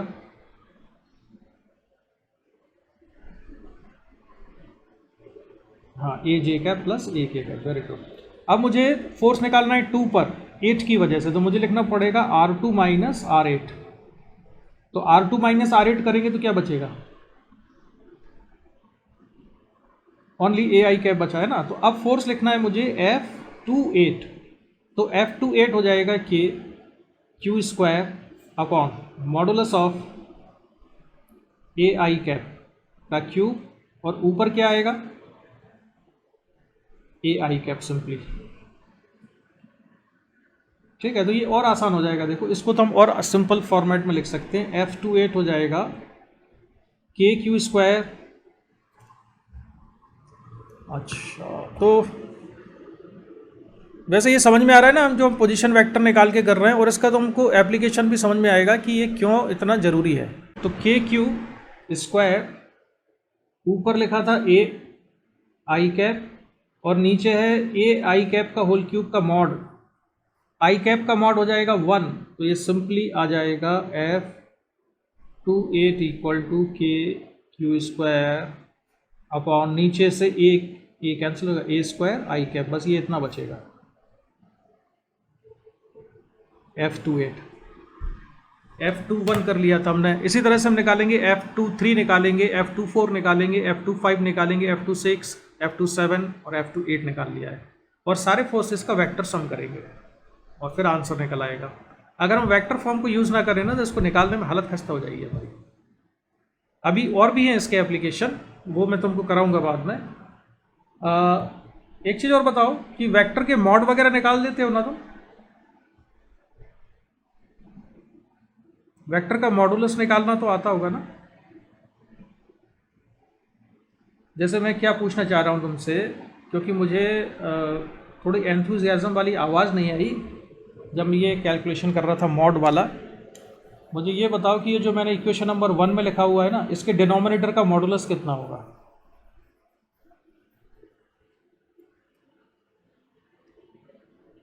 modulus of A J cap plus A K cap, ये मॉड कितना होगा? ये पूछ रहा हूँ, बहुत छोटी सी चीज़ है, इसका मॉड कितना होता है? ये होता है अंडर रूट जे कैप के कॉफिशिएंट का स्क्वायर ए स्क्वायर प्लस के कैप के कॉफिशिएंट का स्क्वायर ए स्क्वायर। इसको सिंप्लीफाई करेंगे तो ये a√2 आएगा। और अगर इसका क्यूब किया हुआ है यहाँ पर, ए J cap plus A K cap के क्यूब का मतलब है a√2 का क्यूब, और a√2 का क्यूब मतलब कितना हो जाएगा? क्यों भाई? ये 2√2 a क्यूब हो जाएगा। तो जब ये इतना आ जाएगा तो जो F21 है ना, F21 को और सिंप्लीफाई करके क्या लिख सकते हैं हम? के क्यू स्क्वायर, ए तो कॉमन निकल आएगा उसमें, ये बचेगा जे कैप प्लस के कैप, ये ए, ये वाला ए और ये वाला ए तो कॉमन निकल आया, और यहाँ पर डिनोमिनेटर में हम रखेंगे 2√2a³, तो एक a से कैंसिल हो जाएगा, तो ये बचेगा 2√2a²। ये लिखने का बिल्कुल परफेक्ट तरीका हो गया ऊपर वाले एक्सप्रेशन को, ये वाला बिल्कुल परफेक्ट तरीका हो गया इसको लिखने का, ऐसे लिख सकते हैं। समझ आया ना ये? अच्छा यार ना, मुझे प्रतीक के अलावा किसी की आवाज़ नहीं आई, तुम लोग ये मॉड लिख पाते हो कि नहीं? जैसे कहीं पर वेक्टर लिखा हुआ है 2i cap minus 3j cap minus 4k cap, इस वेक्टर का मॉड समीक्षा कितना होगा बोलो? हाँ, एक एक करके बताओ अंडर रूट में क्या क्या लिखा। तो ये सभी को आता है ना इतना मॉड लिखना? तो ठीक है, तो ये इस तरह से किया। अब ये जो क्यूब वाला जो क्वेश्चन है वेक्टर फॉर्म का, ये आप लोग इसका आंसर निकालेंगे कंप्लीट घर पे सॉल्व करके, ठीक है? तो ये है वेक्टर फॉर्म। तो आज हम लोगों ने जो पढ़ा वो था, एक तो हमने वर्टिकल सर्कुलर मोशन पढ़ा और उस पर एक क्वेश्चन सॉल्व किया था, और इसके बाद फिर हमने vector form of Coulomb's law पढ़ी। आगे नया कॉन्सेप्ट आज मैं नहीं पढ़ाऊंगा, नहीं तो सर के ऊपर से निकल जाएंगी ज़्यादा चीज़ें। और इस पर होमवर्क अब हम देंगे। तो मैं क्या कर रहा हूँ मालूम? जो नेक्स्ट क्लास होगी उस क्लास में मैं केवल क्वेश्चन डिस्कस करना चाहता हूँ, बस मैं कुछ पढ़ाऊँगा नहीं, हम लोग बस क्वेश्चन सॉल्व करेंगे और आप लोग उसमें साथ साथ पार्टिसिपेट करना। लेकिन वो क्लास में रखना चाहता हूँ, ये जो नॉर्मल क्लास होती है ना उसके अलावा, एक तरह से डाउट क्लास मान लो उसको। तो वो हम कब रखें? हमारी MWF में क्लास होती है ना, मतलब नेक्स्ट क्लास जो प्लान है हमारी वो वेडनेसडे को है ना। तो हम जो है वेडनेसडे से पहले यानी कि कल रखेंगे क्लास, लेकिन 6:30 पे नहीं रखेंगे। कोई और टाइम सेलेक्ट करो, थोड़ा और लेट वाला कर लो। कल 6:30 बजे और कोई सब्जेक्ट की क्लास है क्या तुम्हारी? डिनर विनर करने के बाद आराम से तसल्ली से।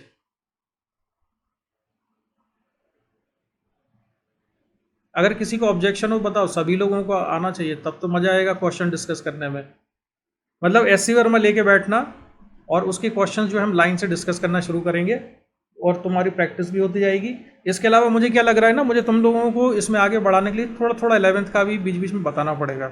जैसे आज अगर मैं vertical circular motion direct Coulomb's law में बताता और उसमें तुमको 11th का रिवाइज नहीं कराता ना, तो फिर वो मुझे लगता है ऊपर से निकल जाता।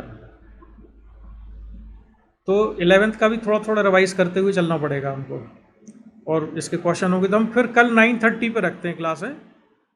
Q2 पे था। हाँ, तो ये फोर्स था Q2 पे, तो मैंने लिखा F(Q1 Q2) अपॉन R², और ये मैं R कैप लिख लेता हूँ। तो जिस पर फोर्स है उसको लिखते थे हम पहले, उसका सफिक्स पहले लगाते थे, तो ये R21 कर लिया और ये R21 का स्क्वायर, ये था। तो मुझे इसमें फोर्स निकालना है चार्ज नंबर 2 पर। तो चार्ज नंबर 2 पर अगर फोर्स निकालना है तो पहला पेयर मैं लिख लेता हूँ, या सभी के कोऑर्डिनेट लिख लो पहले। 1 का कोऑर्डिनेट लिखो, 2 का कोऑर्डिनेट लिखो, 3 के कोऑर्डिनेट लिखो, 4 के कोऑर्डिनेट लिखो, 5 के कोऑर्डिनेट लिखो, 6 के कोऑर्डिनेट लिखो, 7 के भी और 8 के भी। 1 के कोऑर्डिनेट्स क्या है? चार्ज Q जो पॉइंट कॉर्नर नंबर 1 पर है उसके कोऑर्डिनेट्स क्या है? X कोऑर्डिनेट था इसका A, Y कोऑर्डिनेट A था और Z कोऑर्डिनेट था 0।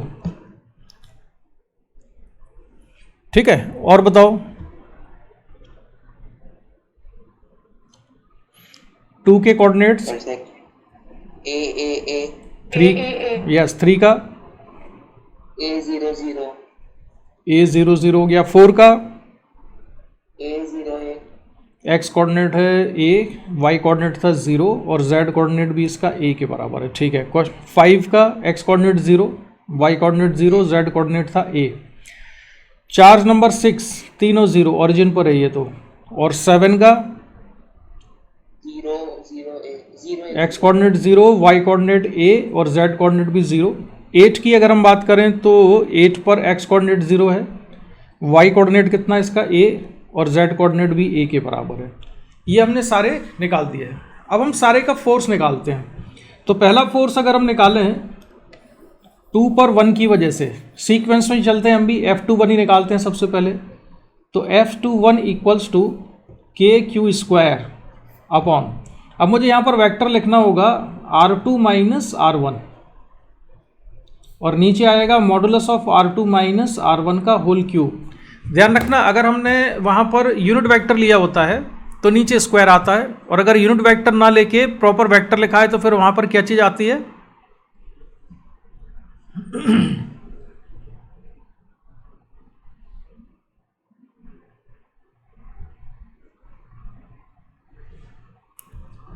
है, तो सर सर के क्यू स्क्वायर अपॉन ए स्क्वायर के कैप।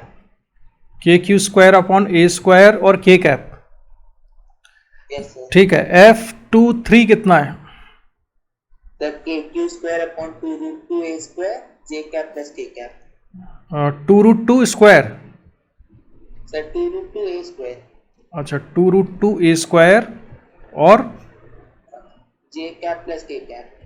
जे कैप प्लस के कैप। ठीक है, और F24 सर के क्यू स्क्वायर अपॉन ए स्क्वायर जे कैप। ए स्क्वायर जे कैप। ठीक है, फिर F25 सर के क्यू स्क्वायर अपॉन 2√2 ए स्क्वायर आई कैप प्लस जे कैप। आई कैप प्लस जे कैप। ठीक है, फिर F26 सर के क्यू स्क्वायर अपॉन 3√3 ए स्क्वायर आई कैप प्लस जे कैप प्लस के कैप। आई कैप प्लस जे cap plus के कैप। ओके, और F27 सर के Q square upon 2√2 ए square आई cap plus के cap. आई cap plus के कैप। अच्छा, इसमें माइनस किसी में नहीं आया? सर माइनस नहीं आया। ठीक है, F28 कितना आया? सर के क्यू स्क्वायर अपॉन ए स्क्वायर आई कैप। ठीक है, तो अब बाकी लोग बताओ, सभी को स्क्रीन पे दिख रहा होगा क्या लिखा हुआ है? ये चेक करो सभी के ये सेम है या डिफरेंट आ रहे हैं? वाले वैल्यूज सही है। ये सारे यही आ रहे हैं तुम्हारे F28 तक के, कि इसमें कोई डिफरेंस है? नहीं सर, यही आया। अच्छा, और समीक्षा?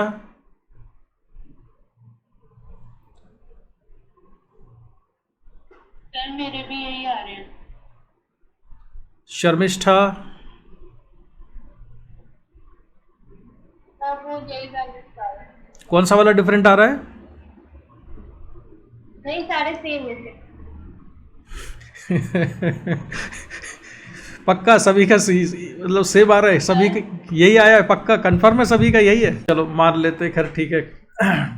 तो यही होगा। आज मैं ना बहुत आगे नहीं जाने वाला हूँ, क्योंकि मुझे नया टॉपिक शुरू करना है इलेक्ट्रोस्टैट में। जैसे कूलम फोर्स के बाद ना अब हमको पढ़ना है इलेक्ट्रिक फील्ड। लेकिन इलेक्ट्रिक फील्ड स्टार्ट करने से पहले मैं चाहता हूँ कि कूलम्स लॉज पे रिलेटेड तुम्हारे ना कॉन्सेप्ट क्लियर हो जाएं और क्वेश्चन सॉल्व हो जाए काफ़ी सारे। तो चलो उसी प्रोसेस में मैं कुछ छोटी छोटी चीज़ें अभी डिस्कस करता हूँ आपसे, है ना। तो सभी लोग ध्यान से देखना। यहाँ पर मैंने एक चार्ज रखा है कैपिटल क्यू, और एक और चार्ज है कैपिटल क्यू। जो सेपरेशन है इन दोनों चार्जेस के बीच में, उसको हमने मान लिया कि ये 2L के बराबर है। तो दोनों चार्जेस के बीच का डिस्टेंस है 2L। तो इन दोनों चार्जेस के बीच में कहीं पर इक्विलिब्रियम पॉइंट आएगा। अगर हम एक दूसरा चार्ज रखें, थर्ड चार्ज रखें Q0, तो कहीं ना कहीं इक्विलिब्रियम मिलेगा ना। तो वो इक्विलिब्रियम कहाँ होगा? ठीक सेंटर पे ही होगा, बाई सिमेट्री। तो ये है प्लस Q0 मैंने रखा। तो इस प्लस Q0 पर नेट फोर्स कितना है अभी? ये L डिस्टेंस पर रखा हुआ है ना। तो नेट फोर्स कितना है Q0 पर? जीरो है ना, जीरो है। Very good. तो ये जीरो फोर्स है। अब मैंने इसको थोड़ा डिस्प्लेस किया और मैं इसको ले गया हूं यहां पर। डिस्प्लेस मैंने दोनों चार्जेस को कैपिटल Q को ज्वाइन करने वाली लाइन के अलोंग डिस्प्लेस नहीं किया, कैपिटल Q को ज्वाइन करने वाली लाइन के परपेंडिकुलर डिस्प्लेस किया प्लस Q0। तो यहां पर प्लस Q0 चार्ज पर बाकी बचे हुए दो चार्जेस की वजह से जो फोर्स लगेगा, उस फोर्स की डायरेक्शन क्या है? नेट फोर्स की डायरेक्शन क्या है?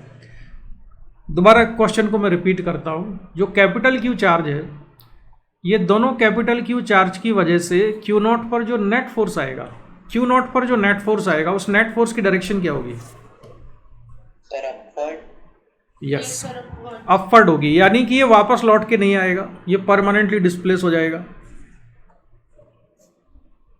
इसलिए इसका जो इक्विलिब्रियम है इस पोजीशन में, ये अनस्टेबल इक्विलिब्रियम है, ये वापस नहीं आएगा, है ना।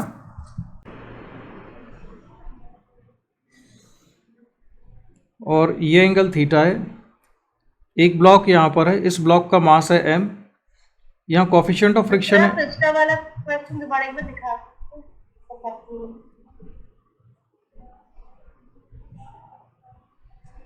क्या कहा बेटा, बोलो दोबारा बोलो। और पिछला वाला क्वेश्चन जो प्रीवियस क्वेश्चन था वो आप दोबारा 2 सेकंड के लिए दिखा सकते हो, वो लास्ट का लिखना बच गया था। अच्छा, मैं उसको अभी थोड़ी देर बाद दिखाता हूँ, है ना, तुमको थोड़ी देर में बताता हूँ। अभी मैंने वो आईपैड थोड़ा बंद करके अब दूर रख दिया है, क्योंकि दोनों की आवाज़ साथ में आ रही है ना, तो इको हो रहा है। वो आईपैड का भी साउंड आ रहा है और इसका भी आ रहा है मेरे सिस्टम का। मैं भी कनेक्ट कर लूँगा, है ना। अब सिचुएशन ये है इसमें कि इंक्लाइन प्लेन पे मैंने एक ब्लॉक को रख दिया। अब इस पर भी एक चार्ज पार्टिकल मैंने चिपका दिया यहाँ पर Q, और एक चार्ज पार्टिकल यहाँ रखा हुआ है कैपिटल Q, और ये डिस्टेंस कितनी है, L के बराबर है। Block is in equilibrium. एक काम करते हैं, सुनो, आसान कर देते हैं। म्यू नहीं है यहाँ पर, फ्रिक्शन नहीं है, म्यू इक्वल टू 0। ब्लॉक अगर इक्विलिब्रियम में है then find relation between capital Q, small q, L and M। क्या रिलेशन है भाई इनमें, अगर ये ब्लॉक इक्विलिब्रियम में है तो?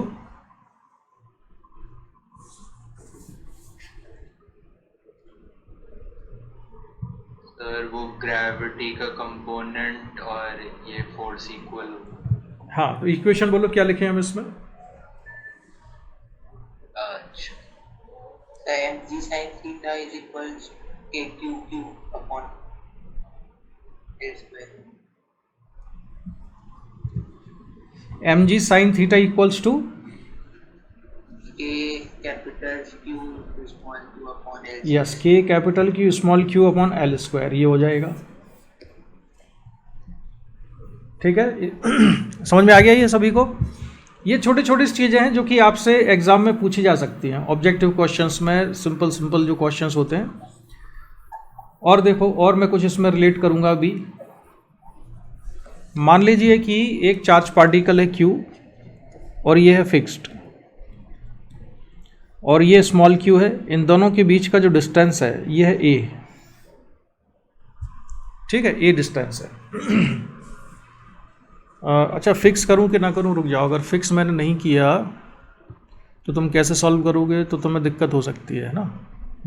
चलो मैं फिक्स नहीं करता हूं। दोनों चार्ज पार्टिकल मूव करने के लिए फ्री है, लेकिन अभी दोनों चार्ज पार्टिकल को ना हमने पकड़ के रखा हुआ है। दोनों चार्ज पार्टिकल को पकड़ा हुआ है, इनके बीच का डिस्टेंस है a। जैसे ही हम इन दोनों को छोड़ देंगे तो क्या होगा,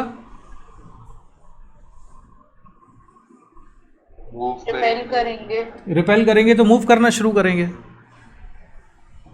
स्मॉल q राइट साइड में चला जाएगा, कैपिटल Q लेफ्ट साइड में चला जाएगा, है ना। तो इनके बीच का डिस्टेंस भी बढ़ना शुरू हो जाएगा।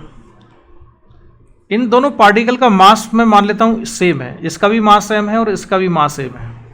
ठीक है, अब ये बताओ कि, हालांकि ये सवाल मेरे दिमाग में अभी अभी आ गया है, मैं ये पूछने वाला नहीं था तुमसे, मैं पूछना मुझे कुछ और है, सडनली मेरे दिमाग में आ गया।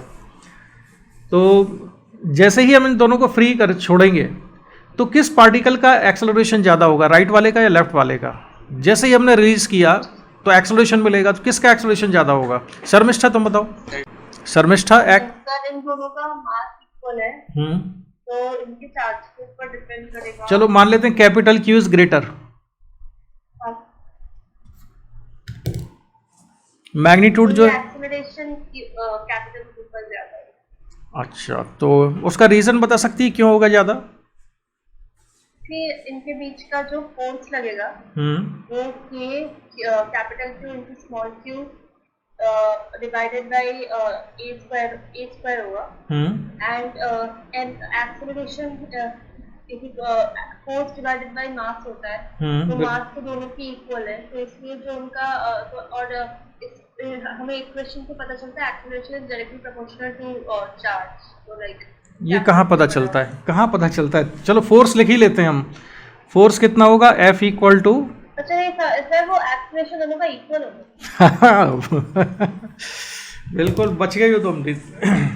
दोनों का एक्सेलरेशन इक्वल होगा, क्योंकि चार्ज चाहे सेम मैग्नीट्यूड के हों चाहे अलग अलग मैग्नीट्यूड के, कूलम फोर्स तो उनके बीच में दोनों पर सेम होता है ना, तो एक्सेलरेशन तो सेम होगा। प्रतीक, तुमने क्या सोचा था? एक्सेलरेशन सेम कि डिफरेंट सोचा था? सेम सोचा है। पक्का? यस सर, मैं तो बोल रहा था। अच्छा ठीक है। और समीक्षा? सर सेम ही सोचा था, क्योंकि फोर्स भी सेम होगा, मास तो सेम वेरी है ही। गुड, ठीक है। तो मैं पूछना मुझे इसमें यह है कि दोनों चार्ज पार्टिकल को रिलीज किया, तो तुमको निकालना है find speed of charge particle, speed of charge particles when separation becomes 2a। जब उनके बीच का सेपरेशन 2a हो जाएगा तब चार्ज पार्टिकल की स्पीड क्या होगी, वो स्पीड कैलकुलेट करना है। तो हम कैसे सॉल्व करेंगे इसको, स्पीड कैसे कैलकुलेट करें?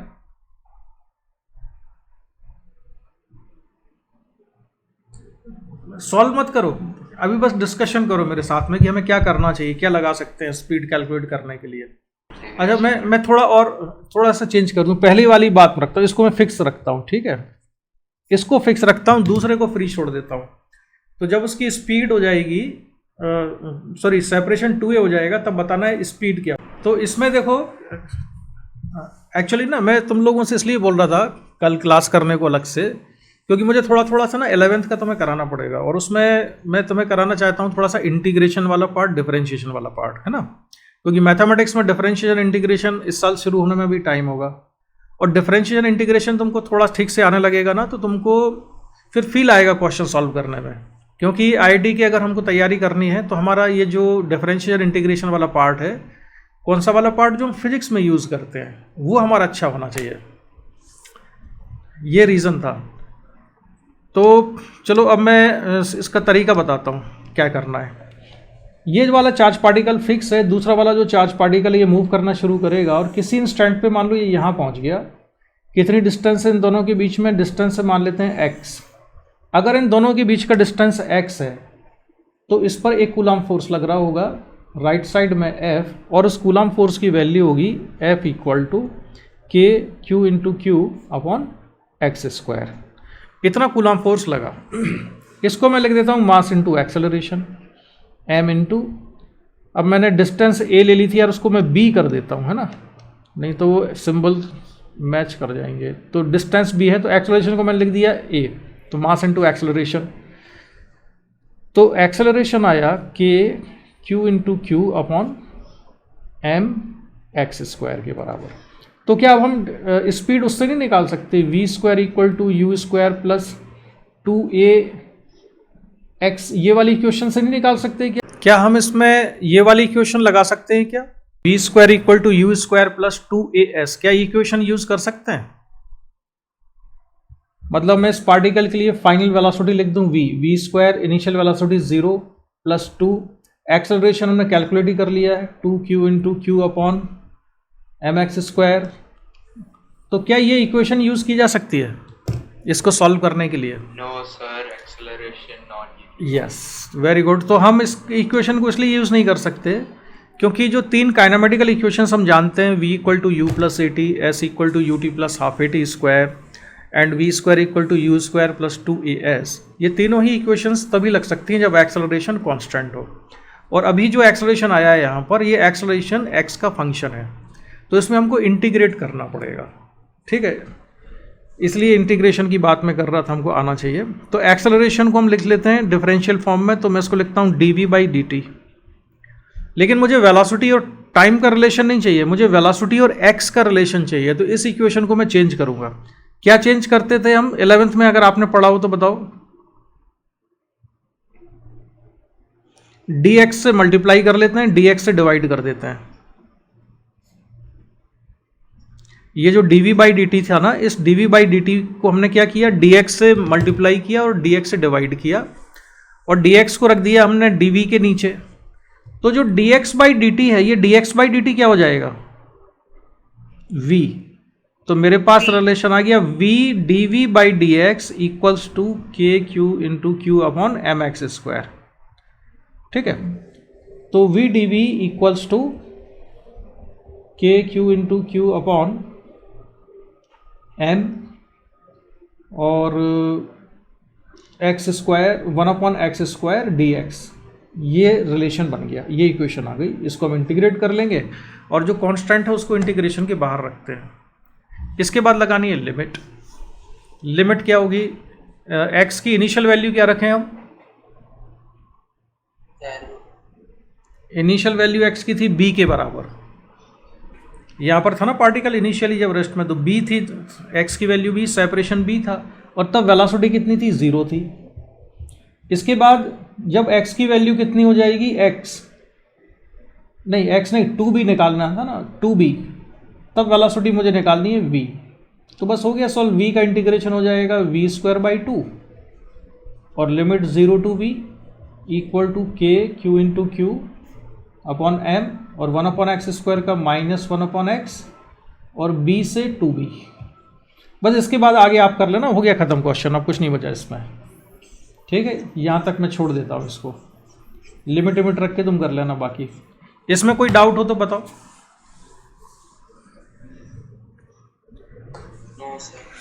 ठीक है ना, इतना ये इसलिए मैं कह रहा हूँ कि अच्छा ये इंटीग्रेशन आप लोगों को आता है ना इतना, 1/x² का इंटीग्रेशन v dv वगैरह करना, या एक्सेलरेशन को मैंने लिखा था dv/dt, फिर मैंने उसको कन्वर्ट करके लिख दिया v dv/dx। तो ये v dv/dx ये समझ में आया कैसे किया? Yes sir. ये दोनों बताओ, समीक्षा और शर्मिष्ठा, आप लोगों को क्लियर हुआ ये? Yes sir. ठीक है, और घबराना मत, कोई भी चीज़ अगर डिफ़िकल्ट लगे तो पूछ लेना, चाहे वो 11th वाला पोर्शन हो चाहे 12th वाला पोर्शन हो। ठीक है, क्योंकि इम्पॉर्टेंट चीज़ ना रिजल्ट है, रिजल्ट आना चाहिए, और रिजल्ट तुम्हारा देखो तब ढंग का आएगा, जेई वाला रिजल्ट तब ढंग का आएगा जब तुम्हारा 11th क्लास भी स्ट्रांग होगा। और अभी इलेक्ट्रोस्टैट में पढ़ाऊंगा या आगे की चैप्टर भी पढ़ाऊंगा, और उसमें बार बार 11th क्लास की जो चीज़ें इस्तेमाल में आएंगी, अगर वो नहीं आती हैं तो वो हम डिस्कस कर लेंगे, उसकी चिंता मत करना। तो ये हो गया ये चीज़। और हम क्या क्या यूज़ कर सकते हैं? अच्छा, सेंटर ऑफ मास मैंने तुमको बता दिया था कि सेंटर ऑफ मास को हम कैसे फिट कर सकते हैं। अब मैंने तुमको अब मैं लेके आ रहा हूँ तुम्हारे पास SC वर्मा के क्वेश्चन, वर्मा जी के 11th क्लास में अगर आपने जहाँ पर पढ़ा था, हो सकता है वहाँ पढ़ाया हो या ना पढ़ाया हो, तब भी जब लॉज ऑफ मोशन वाला टॉपिक स्टार्ट करते हैं, जब फोर्स का डिवीज़न हम करते हैं कि कितने टाइप के फोर्स होते हैं, तो IIT की स्टडी के लिए, मैकेनिक्स की स्टडी के लिए हम फोर्सेस को 2 कैटेगरी में डिवाइड करते थे। एक होता था कॉन्टैक्ट फोर्सेस और दूसरे होते हैं फील्ड फोर्सेस। कॉन्टैक्ट फोर्सेस वो होते हैं जो तभी लगते हैं जबकि 2 सरफेसेस के बीच में कॉन्टैक्ट हो। विदाउट कॉन्टैक्ट फोर्स नहीं लग सकते। जैसे कि नॉर्मल रिएक्शन है, नॉर्मल रिएक्शन को विदाउट कॉन्टैक्ट नहीं लग सकता। जब 2 बॉडी आपस में कॉन्टैक्ट में आएंगी तभी उनके बीच में नॉर्मल रिएक्शन डेवलप होगा। फ्रिक्शन है, friction force is A contact force, without contact friction नहीं लग सकता। स्प्रिंग फोर्स जो है, स्प्रिंग फोर्स भी विदाउट कॉन्टैक्ट नहीं लग सकता है ना। जब तक स्प्रिंग कॉन्टैक्ट में नहीं आएगी किसी बॉडी की फोर्स नहीं लगा सकती स्प्रिंग। स्ट्रिंग में अगर टेंशन है तो वो जो टेंशन है स्ट्रिंग का, वो भी किसी बॉडी पे तभी लगेगा जब स्ट्रिंग उसके साथ अटैच्ड हो। It is also a contact force. The other kind of force is the field force, field forces. तो फील्ड फोर्सेस कौन से होते हैं? जो विदाउट कॉन्टैक्ट लग जाते हैं, उसके लिए कॉन्टैक्ट में आने की ज़रूरत नहीं होती। जैसे ग्रेविटेशनल फोर्स होता है, तो gravitational force is a field force. Earth और सन के बीच में ग्रेविटेशनल फोर्स लग रहा है, उसमें कोई कॉन्टैक्ट नहीं है। और मून और अर्थ के, मून और सन के बीच में लग रहा है। इसी तरह से force between 2 charge particles is also a field force. उनके कॉन्टैक्ट में होने की ज़रूरत नहीं है। 2 मैग्नेट्स के बीच में ही फोर्स लग जाता है विदाउट कॉन्टैक्ट। तो फील्ड फोर्सेस का नाम फील्ड फोर्स इसलिए पड़ा क्योंकि ये क्या करते हैं, ये अपना ना एक फील्ड प्रोड्यूस करते हैं और फिर उस फील्ड के थ्रू ये फोर्स लगाते हैं, इसलिए इनको फील्ड फोर्सेस कहते हैं। जैसे ग्रेविटेशनल फोर्स है तो उसका ग्रेविटेशनल फील्ड होता है, और उसका जो ग्रेविटेशनल फील्ड है उस ग्रेविटेशनल फील्ड के थ्रू वो दूसरे मासेस पे फोर्स लगाता है। इसी तरह से जो कूलम फोर्स है, यह एक चार्ज पार्टिकल है। चार्ज पार्टिकल एक फील्ड प्रोड्यूस करता है। कोई भी चार्ज एक फील्ड प्रोड्यूस करेगा और उस फील्ड को प्रोड्यूस करके वो दूसरे चार्ज पार्टिकल के साथ इंटरैक्ट करता है या उन पर फोर्स लगाता है।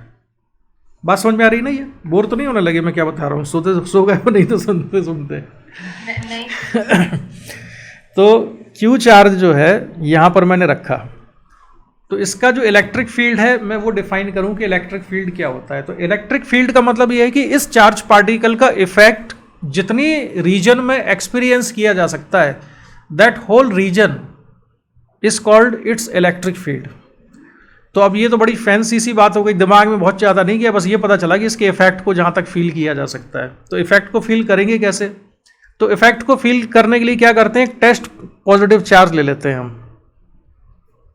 Test positive charge Q not रखा हमने, तो Q नॉट को अगर मैंने यहाँ पर रखा और Q नॉट चार्ज पर कैपिटल Q की वजह से फोर्स लग रहा है, तो हम कहेंगे यहाँ पर यार इसका इलेक्ट्रिक फील्ड है।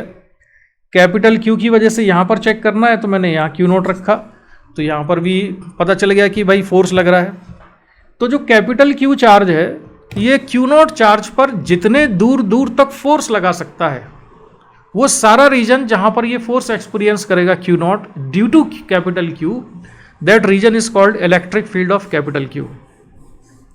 And theoretically Q not is very small. Q not को हम इतना छोटा लेते हैं थेरेटिकली कि उसका खुद का इलेक्ट्रिक फील्ड नेग्लिजिबल हो, वो केवल दूसरों के फील्ड को एक्सपीरियंस कर रहा है, खुद का नहीं है उसका ज़्यादा, है ना। तो तुम्हें क्या लगता है कैपिटल Q का इलेक्ट्रिक फील्ड कितने दूर दूर तक होगा? कितनी दूर तक होगा? 10 मीटर, 50 मीटर, 100 मीटर, 1000 मीटर, कितने मीटर तक होगा? जितनी डिस्टेंस तक ये फोर्स लगा पाएगा उतनी डिस्टेंस तक होगा।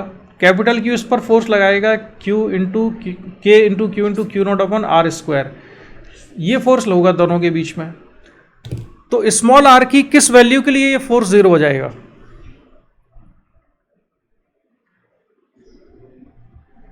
किस वैल्यू के लिए? इन्फिनिटी के लिए।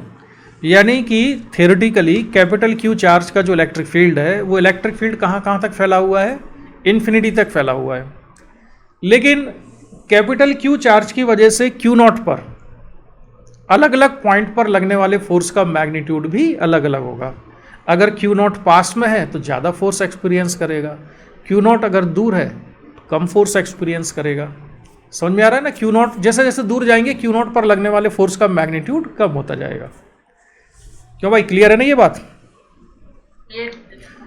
तो अब हम डिफाइन करते हैं इसके बाद इलेक्ट्रिक फील्ड। तो हमने डिफाइन कर लिया कि जहाँ तक कोई टेस्ट चार्ज फोर्स को एक्सपीरियंस करेगा, that region is called electric field. इसकी प्रॉपर डेफिनेशन स्कूल में लिखने वाली मैं बाद में लिखवा दूंगा कि स्कूल में आएगा तो क्या लिखोगे। हालांकि जो मैंने बताई वही अपने शब्दों में लिख देना तो भी नंबर मिल जाएंगे। अब हम डिफाइन करते हैं इंटेंसिटी ऑफ इलेक्ट्रिक फील्ड।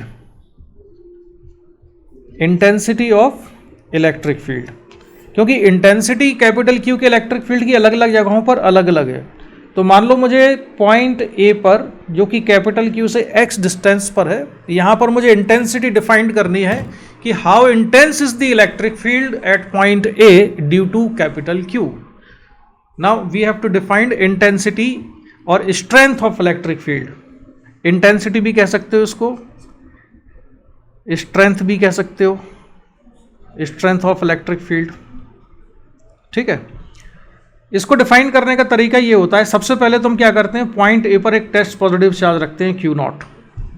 ये अब टेस्ट पॉजिटिव चार्ज बार बार यूज होगा और ये टेस्ट पॉजिटिव चार्ज का मैग्नीट्यूड बहुत कम होता है। और तुमको अपनी CBSE की बुक में या स्कूल में जो पढ़ाया जाएगा उसमें टेस्ट पॉजिटिव चार्ज को जनरली वो यूनिट पॉजिटिव चार्ज कहेंगे। ये positive charge of magnitude 1 coulomb, unit positive charge. तो Q नॉट कितना फोर्स एक्सपीरियंस करेगा पॉइंट ए पर? F equal to K Q into Q not upon x square. This is the force experienced by test positive charge. Then intensity of electric field, जिसका कि symbol हम E लेते हैं, उसको हम ऐसे डिफाइन करते हैं F upon Q not. Test positive charge ने जो फोर्स एक्सपीरियंस किया divided by magnitude of test charge. Force experience by Q not divided by Q not. तो फोर्स की वैल्यू अगर हम यहाँ रख दें तो फोर्स की वैल्यू कितनी आती है? E equal to K Q into Q not upon x square into 1 upon Q not. Q not cancel हो जाएगा और इंटेंसिटी ऑफ इलेक्ट्रिक फील्ड आ जाता है या स्ट्रेंथ ऑफ इलेक्ट्रिक फील्ड आ जाता है KQ upon x square. So this is the formula for intensity of electric field due to capital q at a distance x। ठीक है, अब मैं इसमें कुछ कुछ चीज़ें और बताऊंगा, अभी काफ़ी सारी चीज़ें बताऊंगा, लेकिन मैं आगे बढ़ूं उससे पहले आपके दिमाग में कुछ कुछ सवाल आ रहे होंगे तो वो मुझसे पूछो पहले। पूछना शुरू करो। प्रतीक पूछो, कुछ पूछो यार, नहीं तो हम तो बोर हो जाएंगे ऐसे, तुम सब लोग केवल सुनते ही रहोगे और हमें बोलते रहेंगे। तो किसी के दिमाग में कोई सवाल नहीं आया इतना सारा बोलने के बाद भी?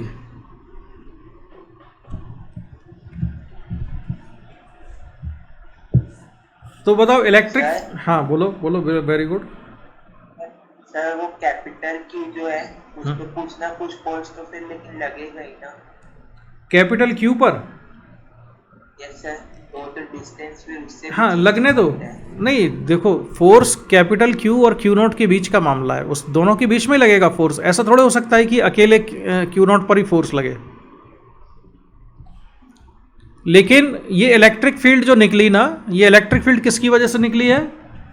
कैपिटल क्यू की वजह से। ये उस चार्ज की वजह से इलेक्ट्रिक फील्ड कहेंगे जो कि न्यूमरेटर में दिख रहा है यहाँ पर, इसकी वजह से है ये इलेक्ट्रिक फील्ड। ठीक है, और क्यू नॉट तो पिक्चर में नहीं रहा ना, क्यू नॉट तो कैंसिल हो गया ऊपर नीचे इस वाली लाइन में। और बोलो।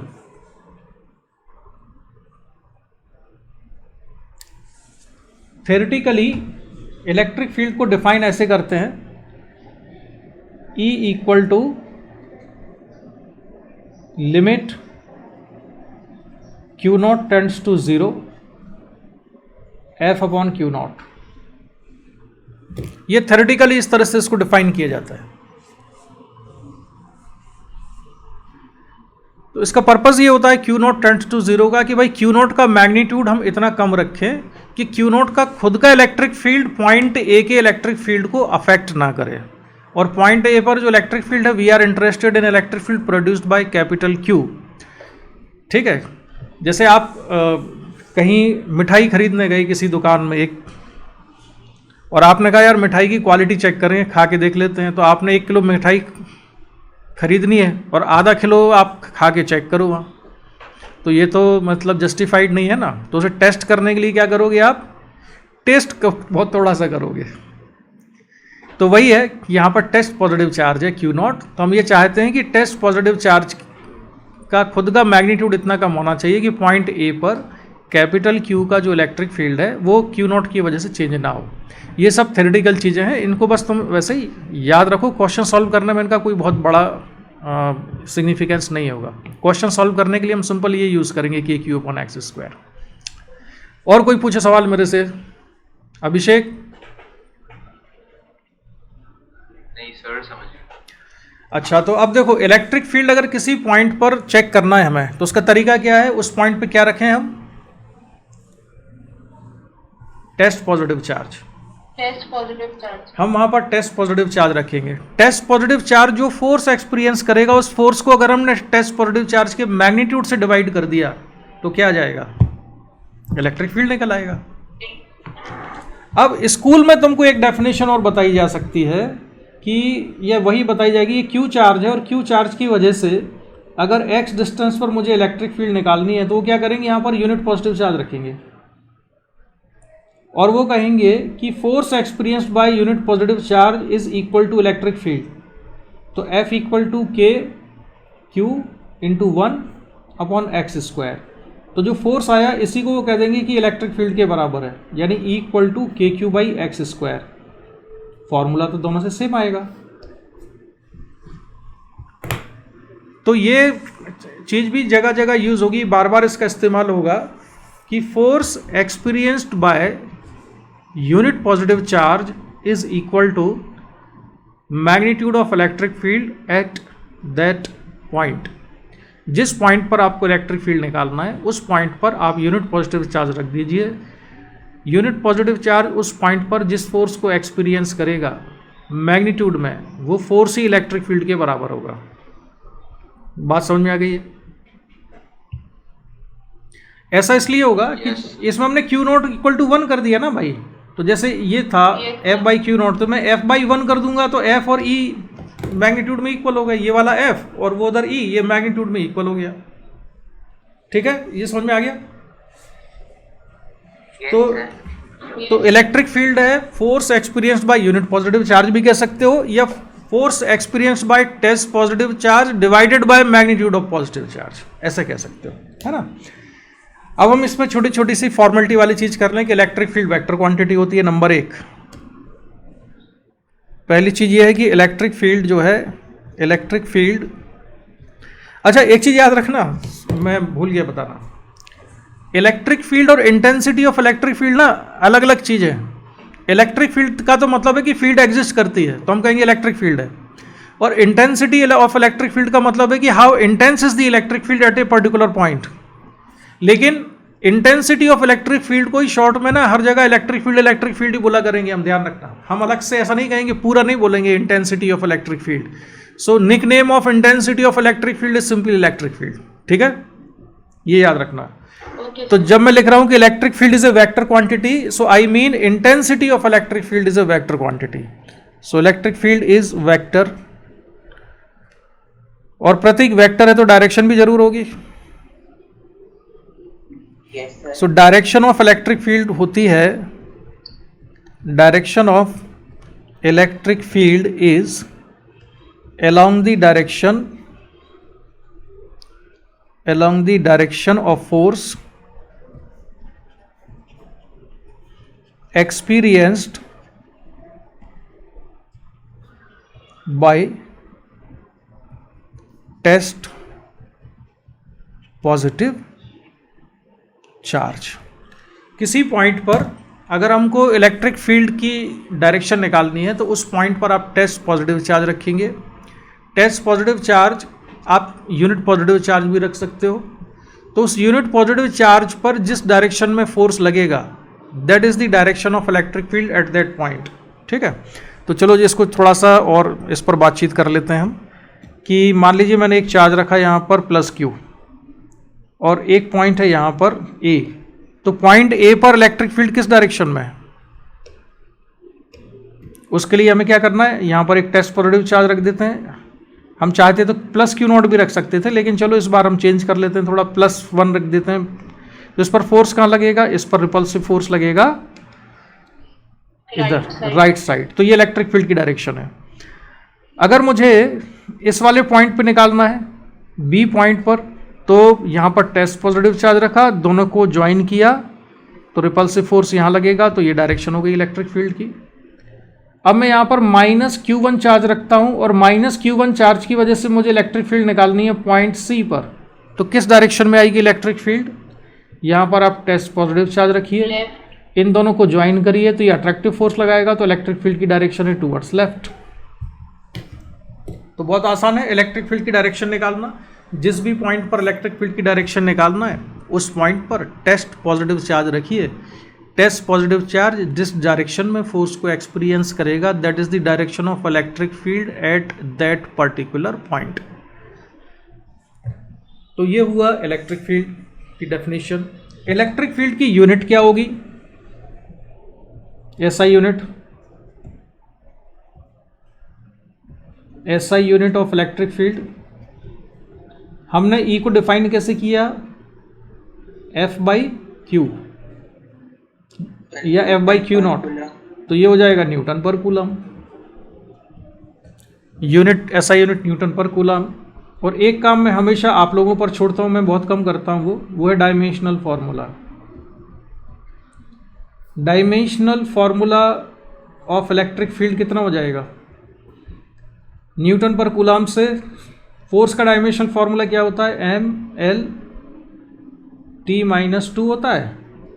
और कूलम को क्या लिखते हैं, कूलम का डायमेंशनल फार्मूला नहीं होता। फंडामेंटल क्वांटिटी कौन कौन सी थी भाई, 11th क्लास का तो याद है थोड़ा बहुत। मास होती थी, टाइम होती थी, लेंथ होती थी, और क्या क्या थी, टेम्परेचर, और वो कौन, करंट। यस, तो करंट एक फंडामेंटल क्वांटिटी थी, चार्ज नहीं था फंडामेंटल। याद है चार्ज फंडामेंटल क्वांटिटी में नहीं रखा गया था। फंडामेंटल क्वांटिटी में किस कौन कौन इंक्लूडेड थे? करंट। तो करंट और चार्ज का क्या रिलेशन होता है बताओ जरा, आपस में क्या रिलेशन है? करंट को कैसे डिफाइन करते थे? Charge by time. हाँ very good, charge by time. तो यहां पर कूलम हमने किसकी यूनिट रखी है? चार्ज की रखी है। तो चार्ज को कूलम ना लिख के क्या लिख सकते हैं हम?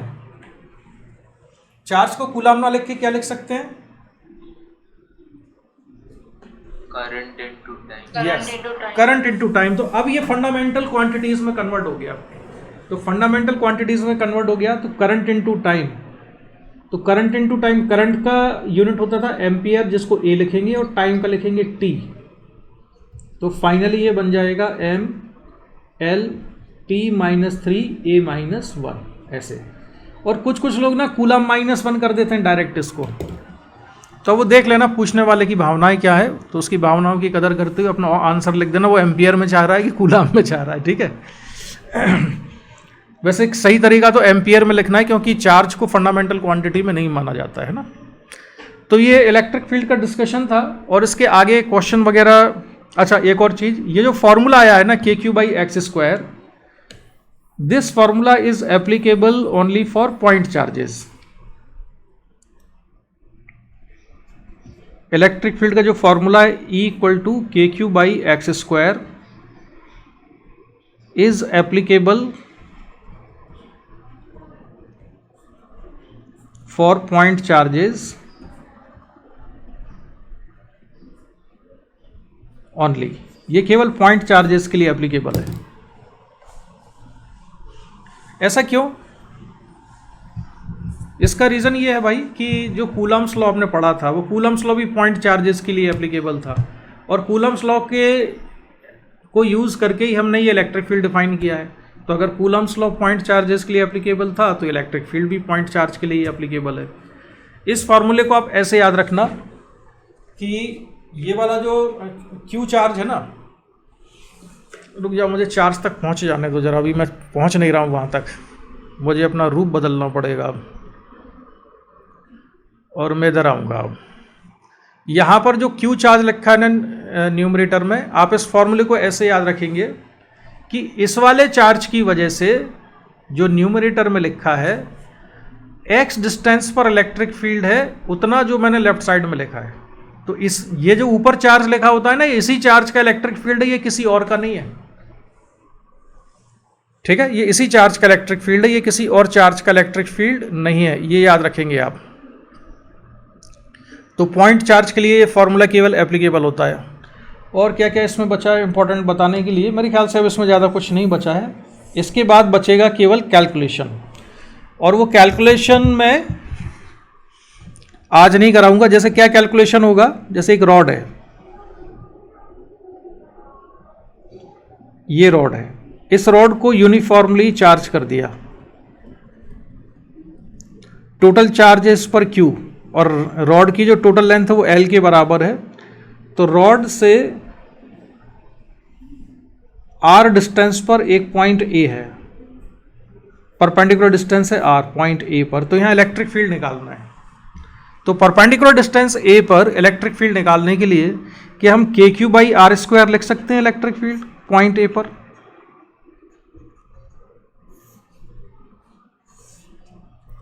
पॉइंट A पर इलेक्ट्रिक फील्ड KQ/r² लिख सकते हैं क्या? नो सर, नहीं। हाँ, क्यों नहीं लिख सकते अभिषेक बताओ? आंसर सही है तुम्हारा, नहीं लिख सकते, बहुत ऑब्वियस है, मैक्सिमम लोगों ने सही ही सोचा होगा जहाँ तक मुझे लगता है। बस रीज़न बता दो क्यों नहीं लिख सकते हैं ऐसा। बस पॉइंट चार्ज के लिए एप्लीकेबल होता है। हाँ, और ये रॉड पर जो चार्ज डिस्ट्रीब्यूटेड है, इसको पॉइंट पे माना नहीं जा सकता। तो फिर हमें करना क्या पड़ेगा? इंटीग्रेट कर दे। हाँ, इंटीग्रेट करना पड़ेगा। मतलब फिर हमें क्या करना पड़ेगा? रॉड पर जो चार्ज है उसके छोटे छोटे टुकड़े करने पड़ेंगे, स्मॉल पीसेस कर देंगे हम। कितने टुकड़े करेंगे, 4 या 5?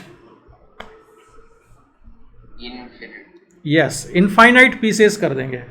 और जब हम रॉड के इनफाइनाइट पीसेस कर देंगे तो वो इतने छोटे हो जाएंगे कि एक छोटे से टुकड़े को पॉइंट चार्ज मान सकते हैं, है ना।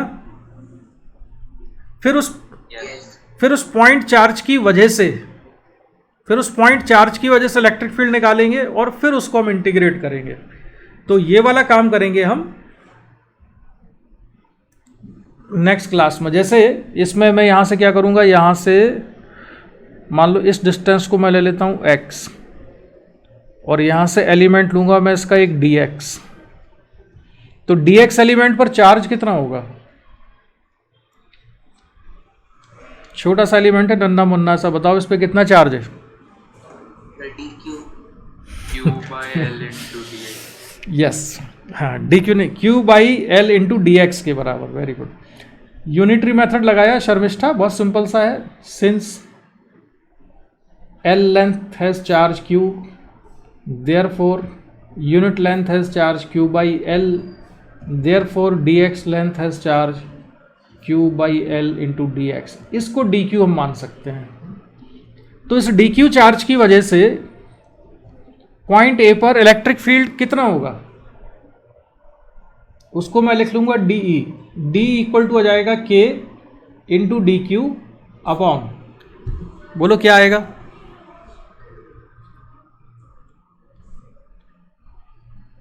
क्या आएगा यहाँ पर? डिस्टेंस लिखनी पड़ेगी ना,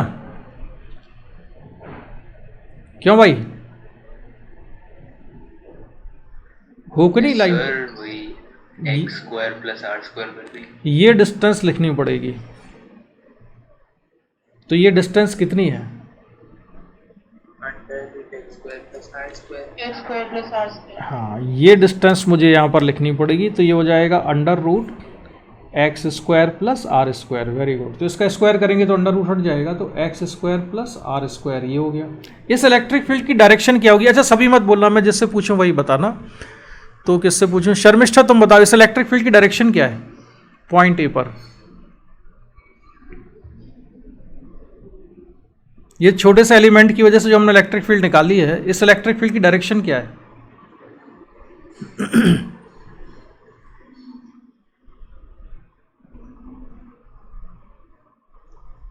शर्मिष्ठा हो के नहीं लाइन पे? इस सर ये एक ही तरफ मान लो ये मैं लिख लेता हूँ यहाँ पर, ये पॉइंट था B, ये है A, इसको मान लेते हैं C। तो किस डायरेक्शन में है इलेक्ट्रिक फील्ड?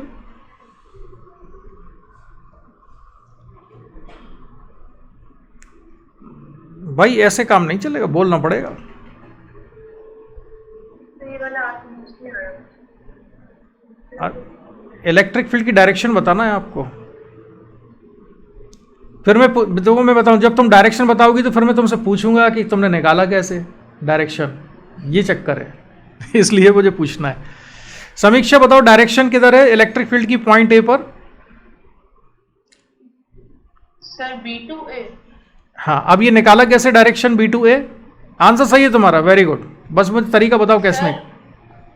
सर वो जो उनके उस अलॉन्ग लाइन पे क्योंकि वो रिपल्सिव फोर्स लगाएंगे तो नहीं, सुनो तो बी टू ए क्यों कहा तुमने, ए टू बी क्यों नहीं कहा? सर क्योंकि ए बिल्कुल पॉइंट चार्ज है, वो ए पर कोई चार्ज नहीं रखा है, ए तो पॉइंट है, वहां पे चार्ज थोड़ी रखा है, वहां पर तुम इलेक्ट्रिक फील्ड निकाल रहे हैं।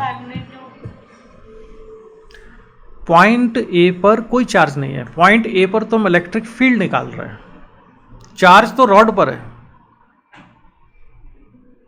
लेकिन मुझे पॉइंट ए पर इलेक्ट्रिक फील्ड की डायरेक्शन निकालनी है। हाँ सर फिर टेस्ट पॉजिटिव चार्ज नहीं रखा है जिसका मैग्नीट्यूड बिल्कुल हाँ, नहीं तो वो मतलब रखा नहीं रहता है हमेशा, वो तो जब जरूरत पड़ती है तब रखते हैं हाँ, अब तुम सही डायरेक्शन बोल रही हैं। तो पॉइंट ए पे हम क्या करेंगे, एक टेस्ट पॉजिटिव चार्ज रखेंगे, ठीक है? पॉजिटिव चार्ज रखेंगे, उसका मैग्नीट्यूड तो बहुत ही मतलब बहुत कम होगा, ठीक है? जीरो की कि उसका इफेक्ट नहीं जाएगा। हाँ, ठीक है। और चार्जेस पे, ठीक है। तो इसीलिए वो, और सर कंपैरेटिवली बी मतलब बी का ज्यादा होगा तो वो बी ए पे फोर्स लगाएगा, बी टू ए की डायरेक्शन में। हाँ, वो ए की डायरेक्शन मतलब बी टू ए ही क्यों लगाएगा? तुमने 99% सही बोला है, तुम 100% सही हो अपने दिमाग में, बस मैं कुछ शब्द सुनना चाह रहा हूँ।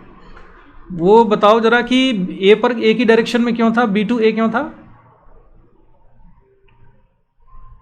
क्योंकि dx एलिमेंट भी पॉजिटिवली चार्ज है और पॉइंट ए पर भी हमने पॉजिटिव चार्ज रखा है, तो रिपल्सिव फोर्स लगेगा। इसलिए अगर रॉड पर नेगेटिव चार्ज होता, dq नेगेटिव होता, तो फिर इलेक्ट्रिक फील्ड की डायरेक्शन होती dq की वजह से a टू b, लेकिन अभी होगी b टू a, है ना। अब 100% क्लैरिटी है दिमाग में, तो अब मैं बना देता हूँ इसकी डायरेक्शन इलेक्ट्रिक फील्ड की।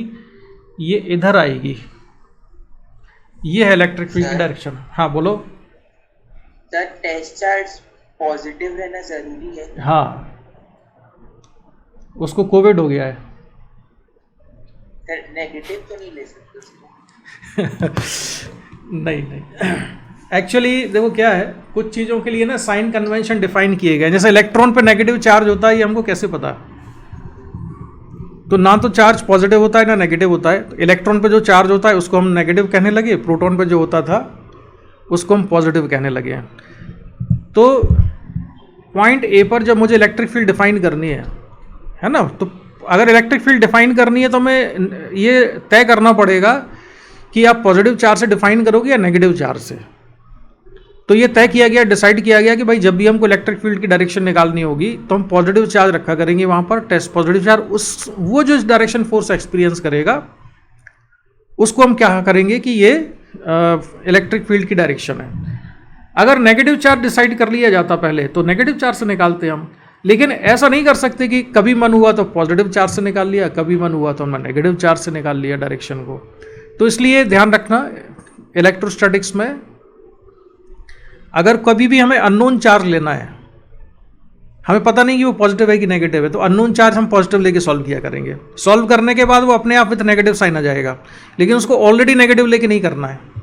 इसी तरह से जब हमको फोर्स की डायरेक्शन निकालनी है, इलेक्ट्रिक फील्ड की डायरेक्शन निकालनी है, कुछ भी करना है, तो जो टेस्ट चार्ज होगा वो हमेशा पॉजिटिव ही लिया जाता है बाय डिफ़ॉल्ट। ये साइन कन्वेंशन है, ठीक है। साइन कन्वेंशन मान के चलो कि हमेशा फील्ड की डायरेक्शन पॉजिटिव चार्ज से डिफाइन की जाएगी।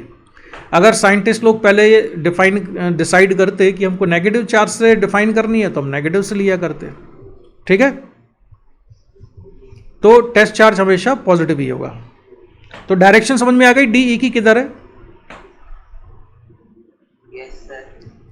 अच्छा, ये ऑलमोस्ट ना मैं क्वेश्चन ही सॉल्व करने लगा हूँ, मैं भी ये डेरिवेशन अभी नहीं करता हूँ। फिर एक्चुअली क्या करना होगा ना हमको यहाँ पर, इसके बाद हम यहाँ पर मान लेंगे कि ये एंगल कितना है, थीटा है, और अलग अलग एलिमेंट्स की वजह से जो इलेक्ट्रिक फील्ड आएगा पॉइंट ए पर वो सेम डायरेक्शन में आएगा कि डिफरेंट डायरेक्शन में आएगा?